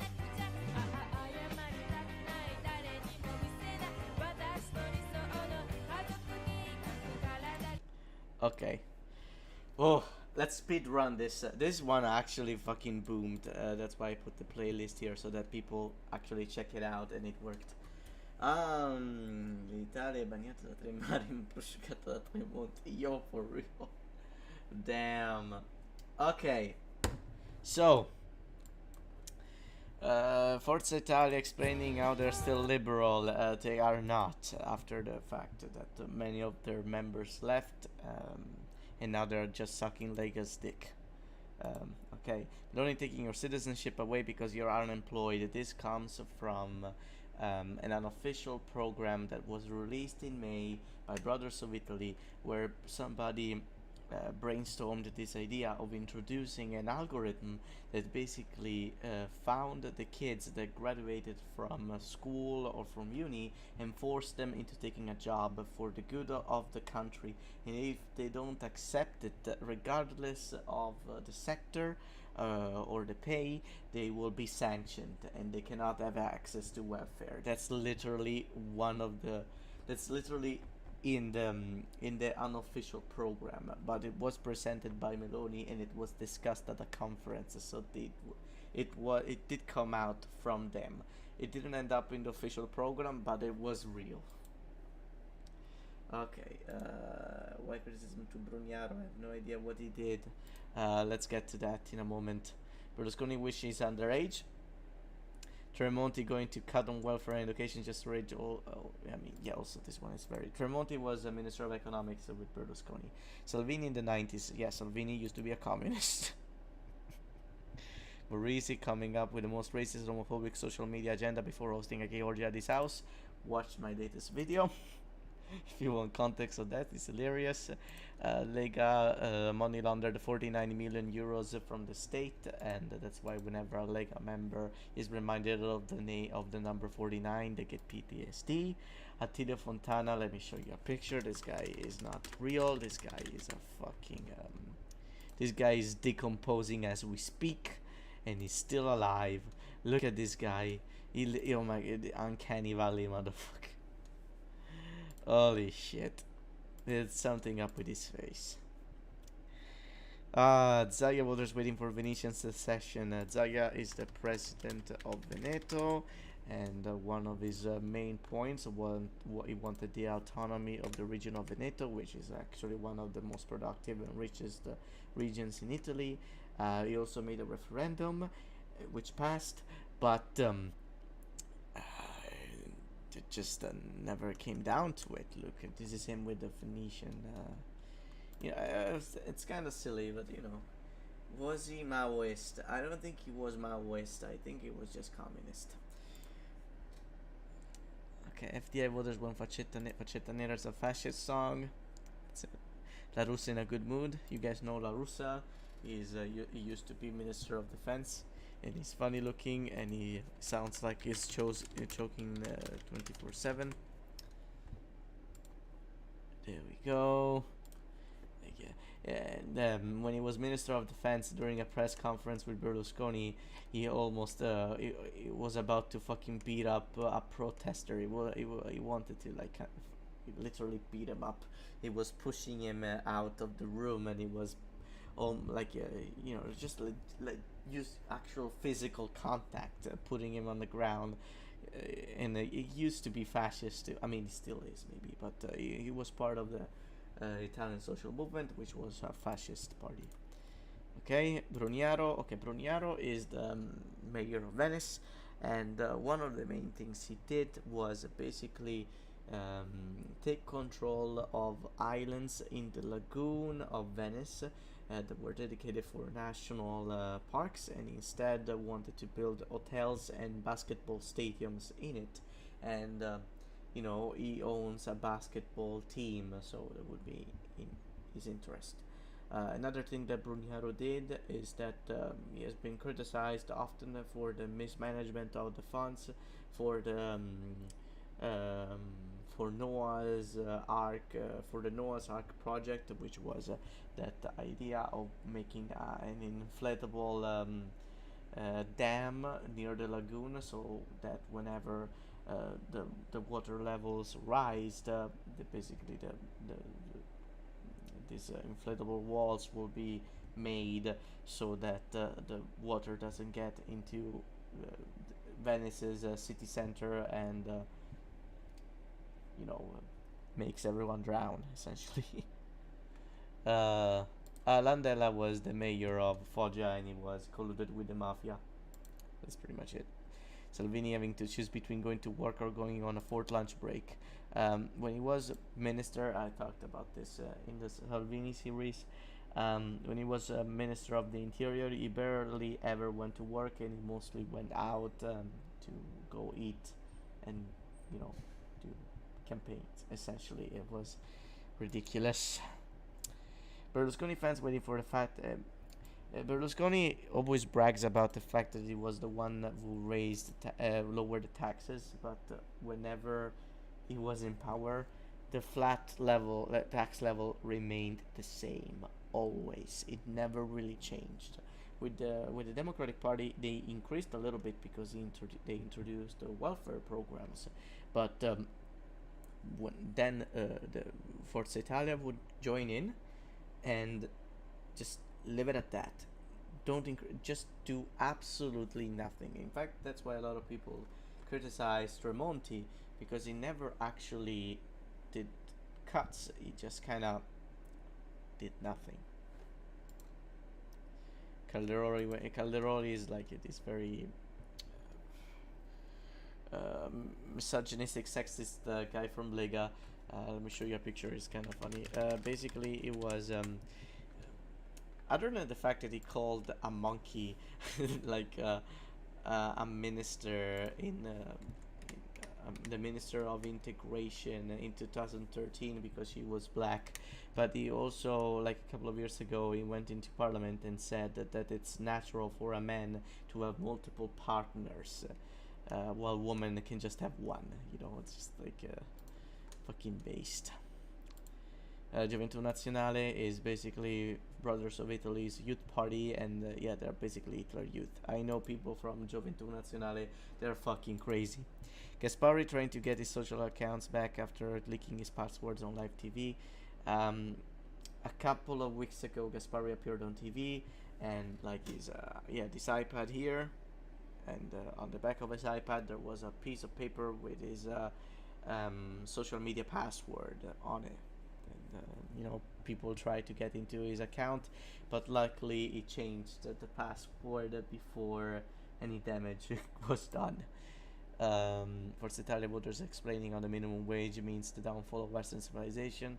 Of course, it's not like this, but you know, this is real. Meloni did share the video of a woman getting raped by a migrant, and she refused to remove it. Twitter and Facebook and the other social media, you know, they had to remove it, and then she went on and on about the fact that the left is trying to censor her, and she was trying to help the woman, but the woman in question got recognized in the video, and people now know her as the woman in the video, and she's living in total hell right now. So Meloni has been doing a lot of things that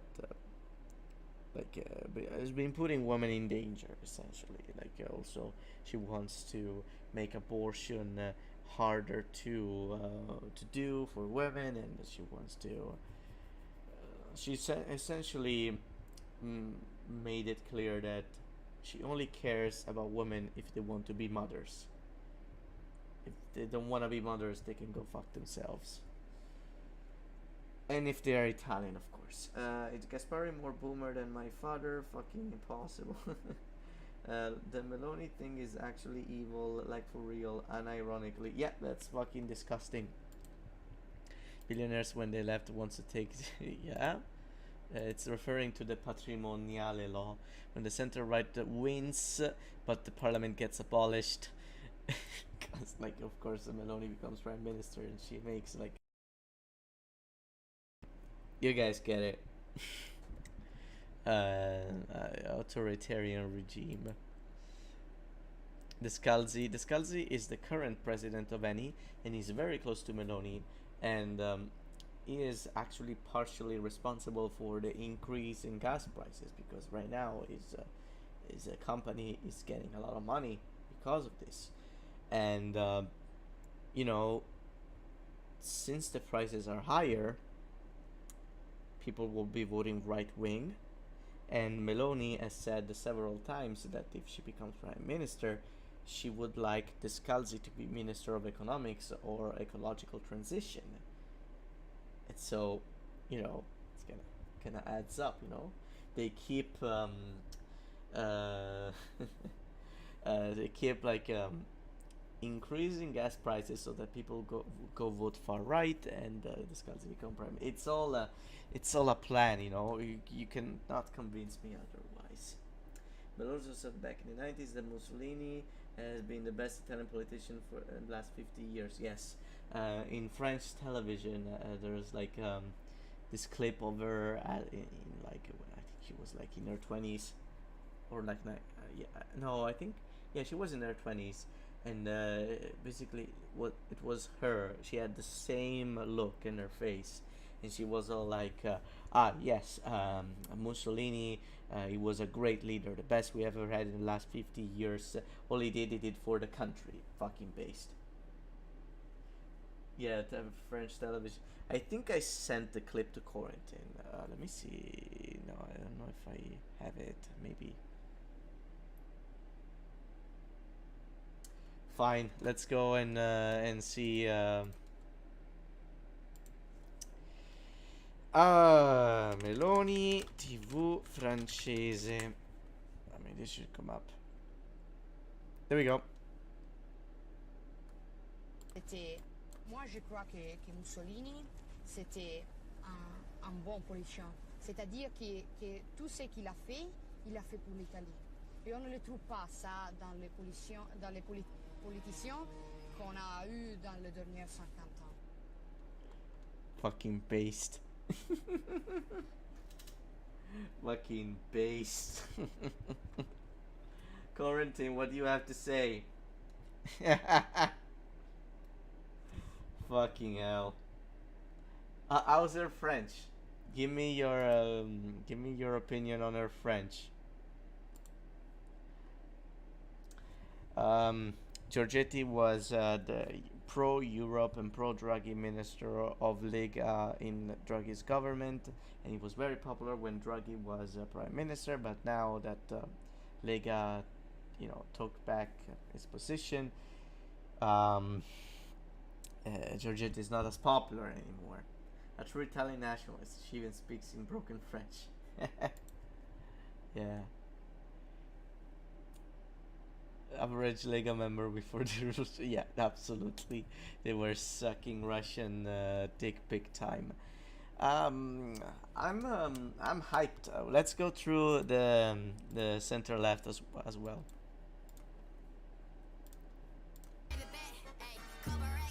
I mean, this one is self-explanatory. Bonelli is the leader of the Greens.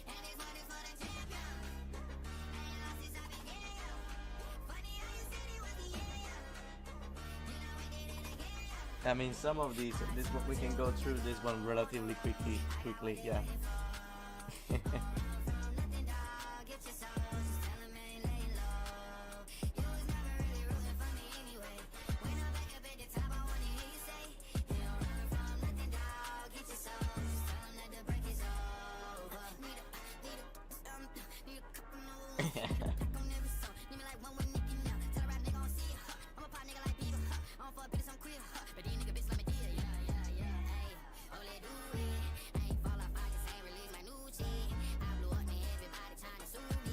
Yo, this one is a fucking banger too.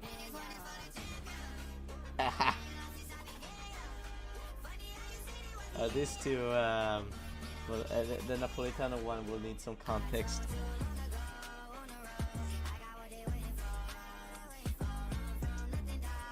I met Colop actually a couple of days ago. Yo, I forgot about this. I met the Magistris too recently. Okay, so Letta is our current party secretary. You know, he's trying to explain how the PD is left-wing and progressive. It's not. Bonelli is the leader of the Greens. And that guy's stuck in the 90s, guys. He's a fucking loser. I never met him, but I met many people from the Greens. They are terrible. They're terrible. I don't like the Greens. All the Christian Democrats stealing parliamentary seats because a good portion of the people getting re-elected in the Democratic Party are Christian Democrats, especially the people that are close to Letta, which of course he put in priority in the list. Plus Europe is a liberal party who, despite being closer to Renzi and Calenda ideologically, decided to side with the left because they think it's more important to try and beat the right. But at the same time, they are allied with people like Fratoianni and Bonelli, who want to nationalize the economy and raise taxes, and they kind of goes against their agenda. Calenda, 4 days after making a deal with Letta, I already explained this before. Calenda at first allied with PD, but then 4 days later changed his mind and left. Listante as a member of Sinistra Italiana. Sinistra Italiana is Fratoianni's party, and they are basically democratic socialists. Yeah, that's pretty much it. But they are also against sending weapons to Ukraine. We got Di Maio over here realizing that even he fucked us over, but we should still vote for him. You guys are still alive in chat? Guerini is as the PD is like the Democrat. It's like the DC. It's divided into currents, and the liberal current is still alive and well in the Democratic Party. Guerini, who was also the Minister of Defense, is the leader of the liberal current, and Letta, out of spite for Calenda and Renzi, basically just denied places in the lists for to all the people in the liberal current, and Guerini is really angry, but at the end of the day he's gonna get, like his group is gonna get a lot less representation. Zingaretti, right before telling everyone that teaming up with the 5-star movement was a good idea, it wasn't. De Luca trying to stupid left wing, that guy's a fucking dictator. Bonaccini when you disagree with him, I already explained this one.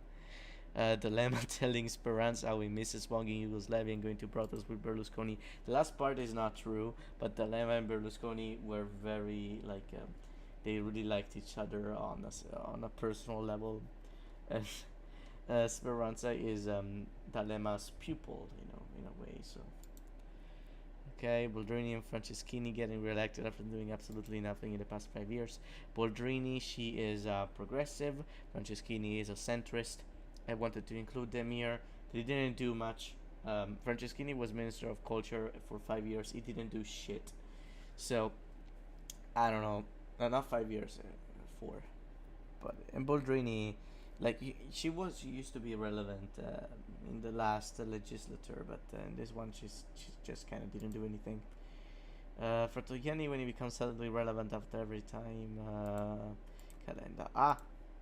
Calenda whines about him on Twitter.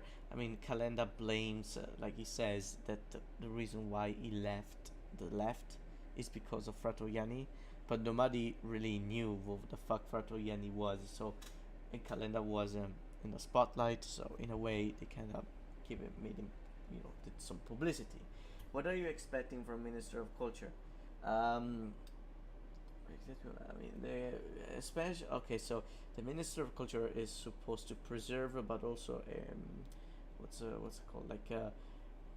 Not necessarily invest in the conservation, but just give more value. Just bring examples of Italian art and architecture abroad. A good example would be to take paintings or sculptures, ancient or modern, from Italian museums, and do programs with other museums around the world, and just kind of bring loan loan these pieces of art and just to France or to Spain or Germany, you know, like all these kind of programs. And I mean, I'm progressive like her, but she even avoided opposition members to take a full. Oh yeah. In the Chamber of Deputies, yeah, she was kind of a cunt. Just that Franceschini just didn't do anything new, nothing innovative. I feel like one of the only few things that could come out from a center-right government under Meloni would be Sgarbi at the Ministry of Culture, because Sgarbi wants to make a lot of programs to spread and make Italian art travel abroad and invest in tourism on that way. Like it just after almost 3 years of empty museums or closed museums because of COVID, I think that the world and the Italian youth needs to be reminded of our historical heritage. That's what I was trying to say. Yeah, let's move on. Bersani, I mentioned him before. He was like a leader of the Democratic Party. He's a social democrat, and he was famous for using to describe politics through metaphors, and most of the time these metaphors were kind of wild, and they made people even more confused. Nick, if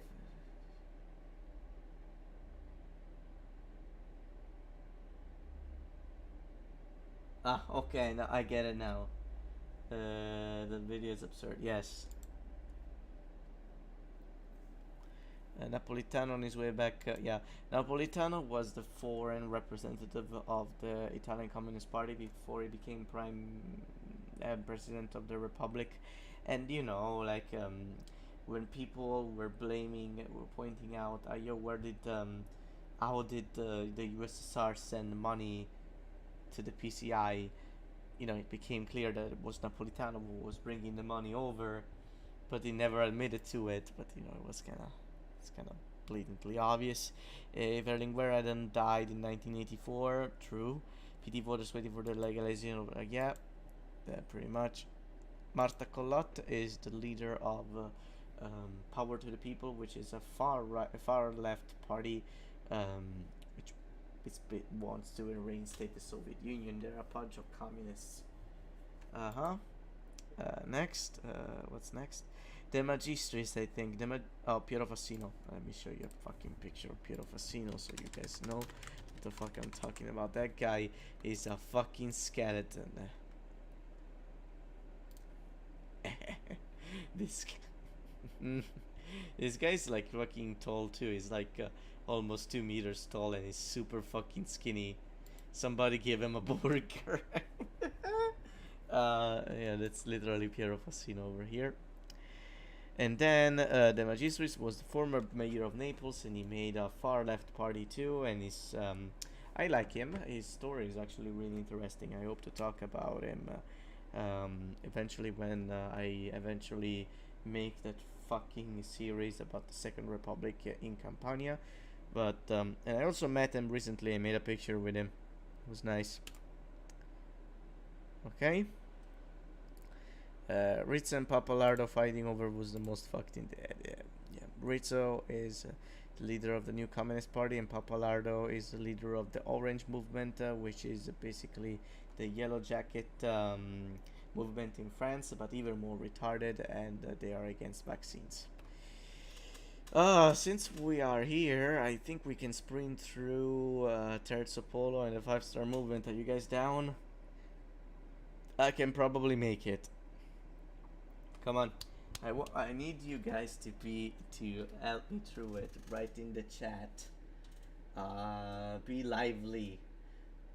I'm okay. TV is okay. Quarantine? Pavel? Anyone else? I think we are. Oh man. Okay. Let's go. Let's fucking go. I mean, this one is self-explanatory.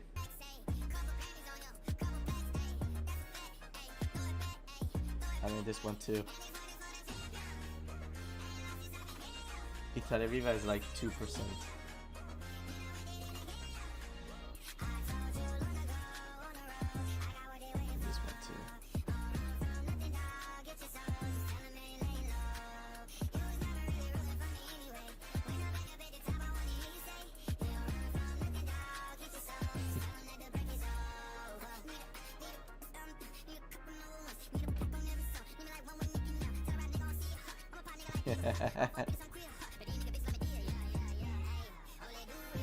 This one, there is a typo here. Average third poll voter reading the program and realizing that he's not going to get a free girlfriend if he votes for them. It's the whole point.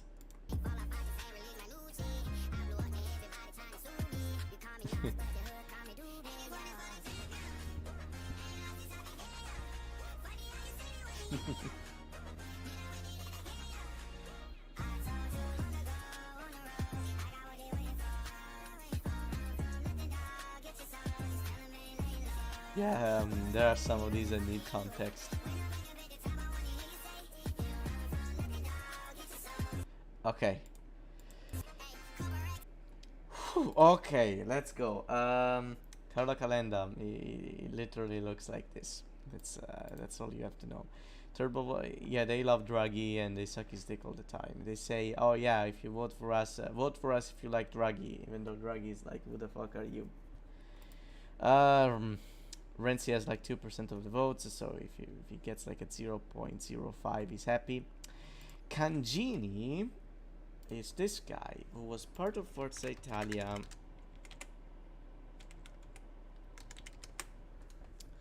He was part of Forza Italia. There we go. He was part of Forza Italia and he's changed side to Azione, so like Calenda's party. And that's kind of it. He's a liberal, is fine. It's oh no, wait. Basically, during when there was the discussion about the Zan decree, which introduced the crime of if you introduce the crime of discrimination against people based on their sexual orientation. Cangini complained that the law was useless, and he was like, "What's next? Are we gonna include a decree which makes it illegal to make fun of fat people or something like that?" It was a bit in poor taste, but I like Cangini. I think he's all right, and I'm not saying it just because he used to be the owner and director of the newspaper I work with. I'm definitely not saying that for that reason. No, but I don't mind Cangini. Aside of this fatphobic joke, I probably would have voted for him, and I really appreciate the fact. That he switched side and he joined Azione.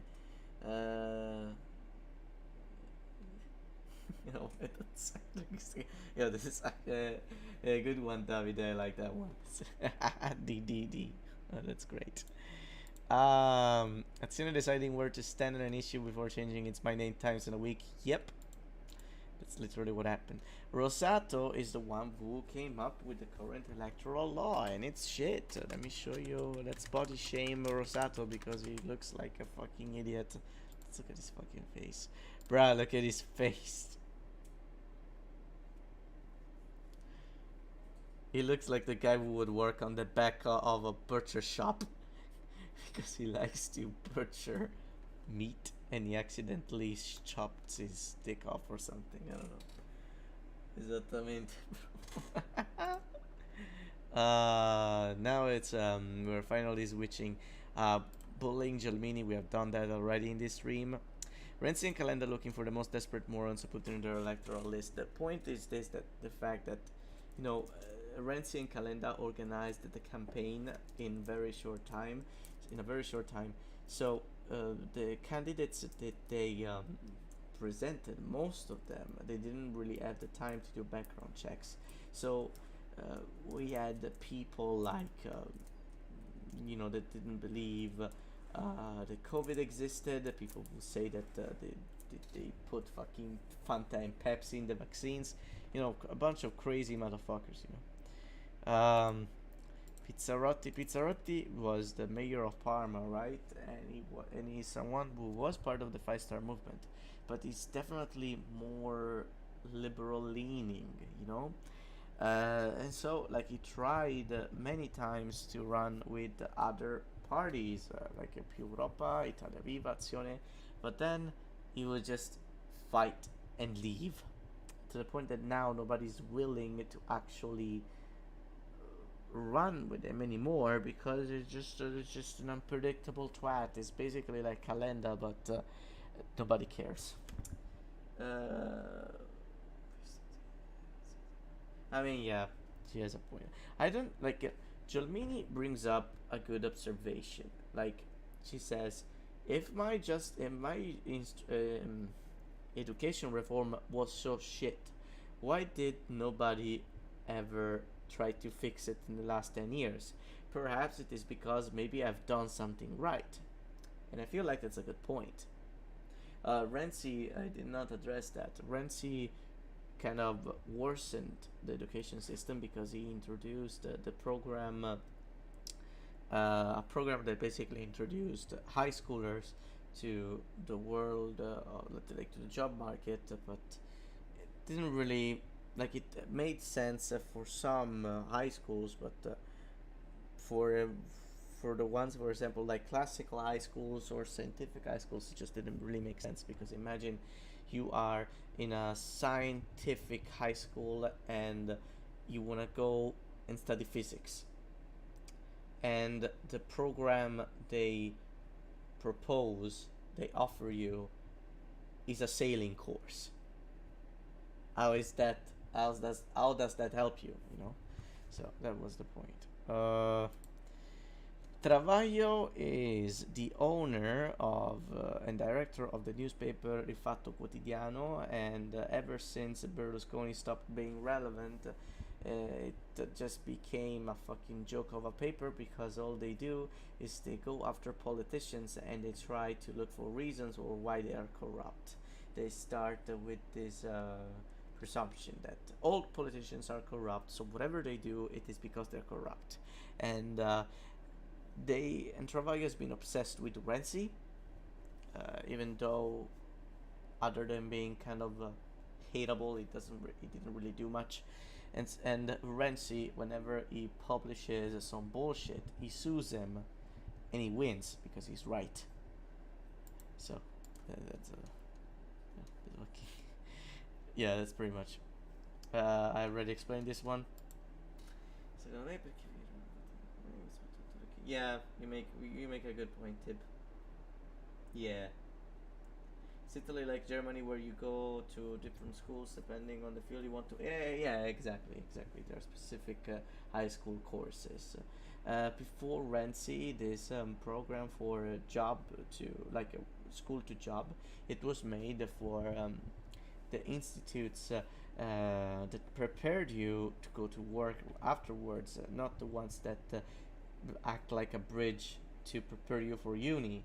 So, schools for electricians, schools for people who want to work in hotels, or the food industry. There's there are many institutes for many things. There's also for education and even communication to an extent. There are many institutes, right? And then we had the high schools specifically made for languages, for science, and for literature and history, and those usually prepare you for university. That's usually how it is. Okay, we're almost done.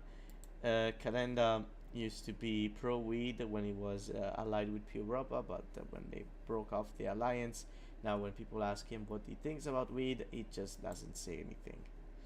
Carfagna is one of the hotter Forza Italia parliamentarians who left and joined Azione, and here I'm just joking that people who vote for her is just because they want feed pigs. That's pretty much it. Least religious Bonetti voter. Bonetti is a member of Italia Viva who was very famous among the Catholic Tuscans, and so just I made this. I guess Renzi people. Renzi in Saudi Arabia. Renzi is very close, very good friends with the Prince of Saudi Arabia, and he has has taken part to many conferences where they talk about politics in the future, and Renzi is convinced that Saudi Arabia will be the place for the new renaissance that will take place in the Middle East, because there's a lot of money going around and Renzi wants to be part of it. And he kind of since nobody really cares about him politically as much anymore, he's kind of thinking himself more as a future entrepreneur. So yeah.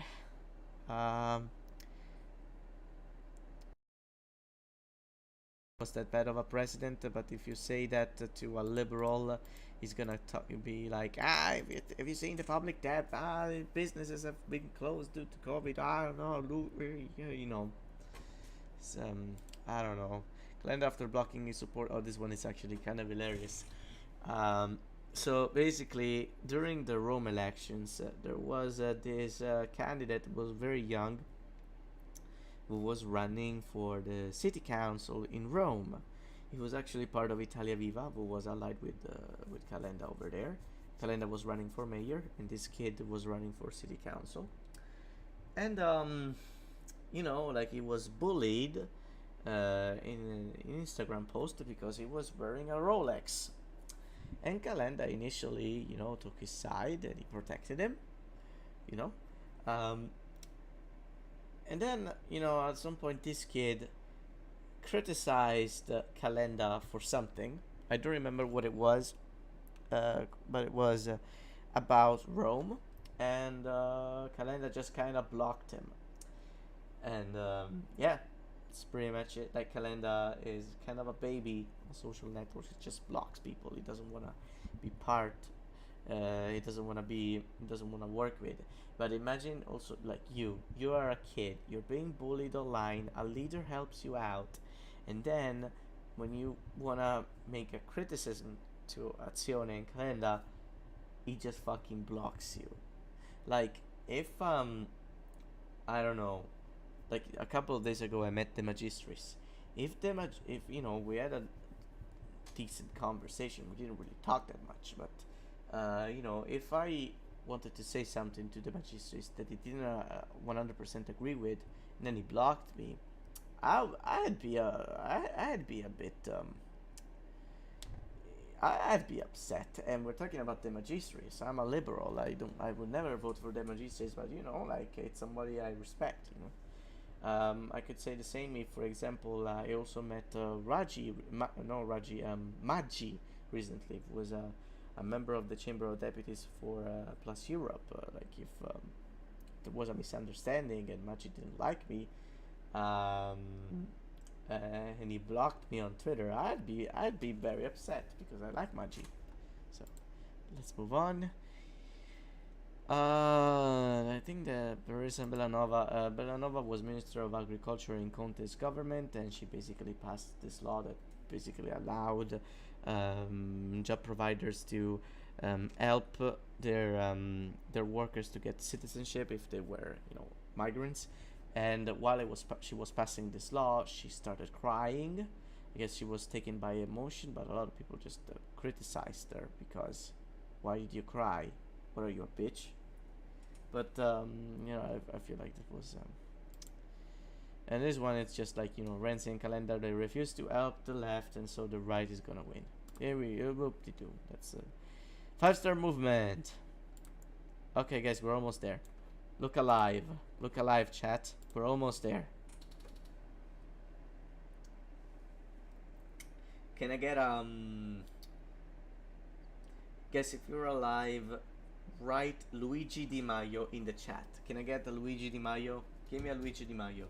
Come on, guys. Luigi Di Maio. I wanna see it. Come on, Luigi Di Maio. Luigi Di Maio, no! Luigi Di Maio, no! No, that's illegal, Tim. That's illegal. Ice cream seller, yes. Look at Plasto Apso. Bro, io vado ora, ci si becca nel server. Ok, see ya, Tim. Luigi Di Maio, my man.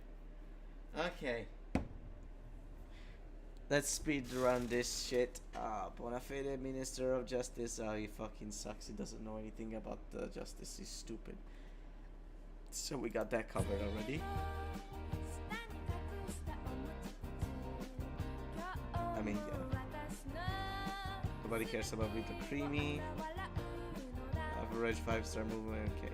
Yeah, this is about. We were talking about this earlier with the representation.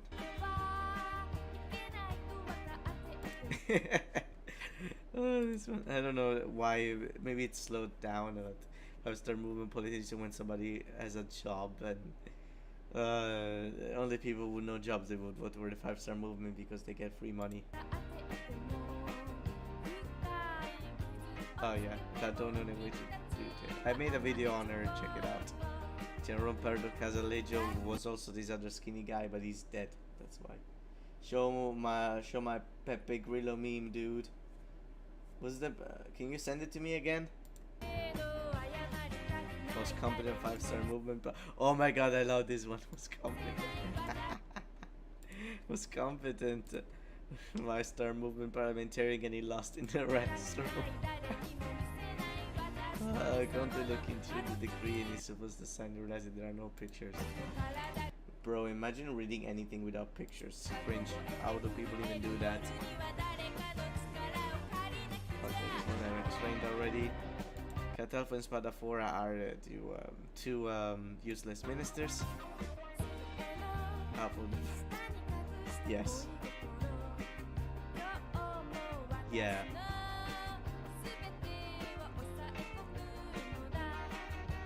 Man, I'm too tired to get into the Bibbiano situation. You just look at the video I made on Di Maio. It still holds up on that front. Raji when she does Emmy. This one too. The Raji video, go check out the Raji video. Okay, I might as well tell you what Grillo did in Limone, Piemonte in 1981. He was in a car accident and accidentally killed 3 people. One of them was a 9-year-old kid, and his parents. That's why. I didn't want to tell you, but you forced me. Yeah. Oh yeah, this actually happened. They worked on a new party statute, and the magistrates they just didn't like it. They just decided, no, this is illegal. You can't do it. Yep. Yes.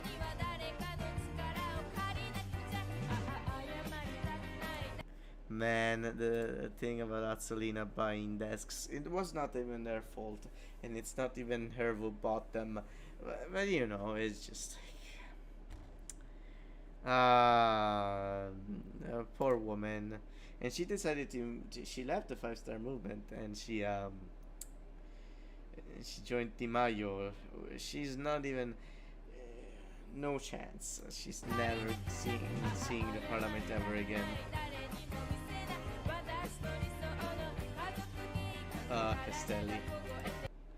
Castelli, she's like a fucking Karen. Let me show you a picture of Laura Castelli.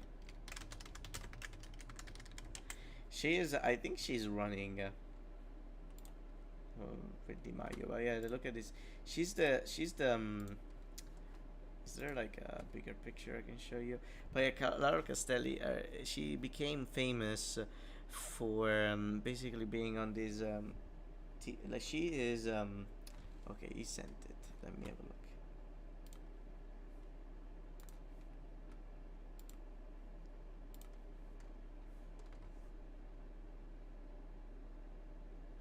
Fritz the Republic fan. Yes. I remember that. It's really funny. I like it. I love it. Props to French Kiwi. Subscribe to his channel.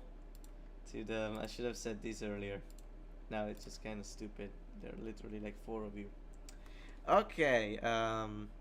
Actually, I want to check if Azzolina is running again.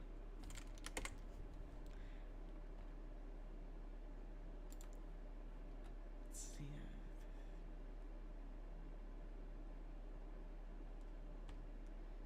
Wait, she's writing a book?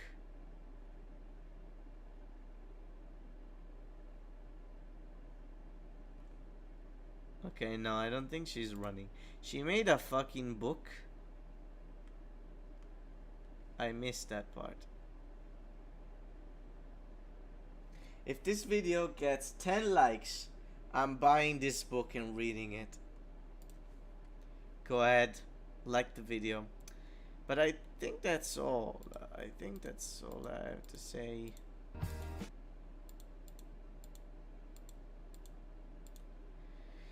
Yeah, look, most of these things I already talked about in the previous explanations, so I think we're good. I wanna close the stream by talking about. I love the thumbnail. The thumbnail turned out pretty good. I wanna watch one last thing because we're talking about Azzolina. Where the fuck is it?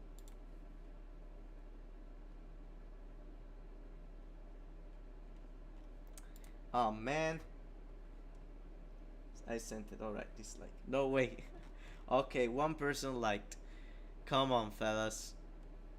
I would. I don't know if I want to explore again the story of Azzolina, but I don't know. Maybe.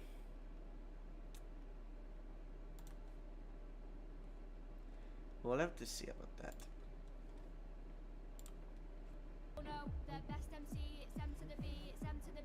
Man, Could you not watch go TikToks ahead, while Luca. I'm Tell trying me. to work? Do you Can think not Fico work while could I'm save watching Faster become a leader and turning M2 it the to B is some overrated. Not gonna lie. want to resign Shut the something? fuck up, it slaps. Sure. Why are you even here that sounds today? like a good You premise. usually hang out with communist chicken I'd in the support living it. room. Even Now that I think Conte's about it, current direction where's is not that Communist bad. Chicken? I feel I like haven't it's seen him all very. day. He said he had responsible. important business to attend But to. I see. I feel like it's better if like the Good few morning, good people everyone. from the five-star As- movement that just join other parties or just make something different. The five-star movement needs to die. You know, here at the Ministry of Education, we take education very seriously. Guys, this is real So footage today, from the I, Ministry of Minister Education. I was Azzolina, there, trust me. invited a new advisor that will share his output on the whole situation. Let me introduce you to Communist Chicken, who just But materialized look at from thin air. it's a good Hi. I am the communist chicken. it's So a do you good have any it's ideas a good on how to improve schools? Because thing, we are totally clueless. hypothesis. Elementarily, the biggest problem of Italian schools are children. Let's get rid of them. They do not even pay taxes. Fucking based. OMG. Communist chicken is How did I based. not think about that? Breaking news. Lucia Azzolina just saved the country by killing millions Alessandra of children. Mussolini is the best Now that we news do not host have ever. to pay for education anymore, everybody will get a free tank and a pony. Ayo. Azzolina is now on vacation with a mysterious man. I don't know what I would have done without you, Communist Chicken. My life was so empty before you came. Your life was never empty, Azzolina. Just your mouth was. Kiss me, you proletariat poultry. I guess that was just a dream. Or was it? Baba Booey. Man, I missed this series. Thank you, Emma, for I'm happy that I finished it in my own terms, and like while it was still good, but I miss making these. I would love. Their P word was also empty. Yes, it was a quarantine. Okay, guys. Yep. That's. I think that's all. I'm happy that we finished. I'm happy that we finished the whole thing. Thank you so much for accompanying me throughout this rewatch. I hope that my explanations fulfilled your curiosity, and yeah, tell your friends. All right, see you guys. Good night.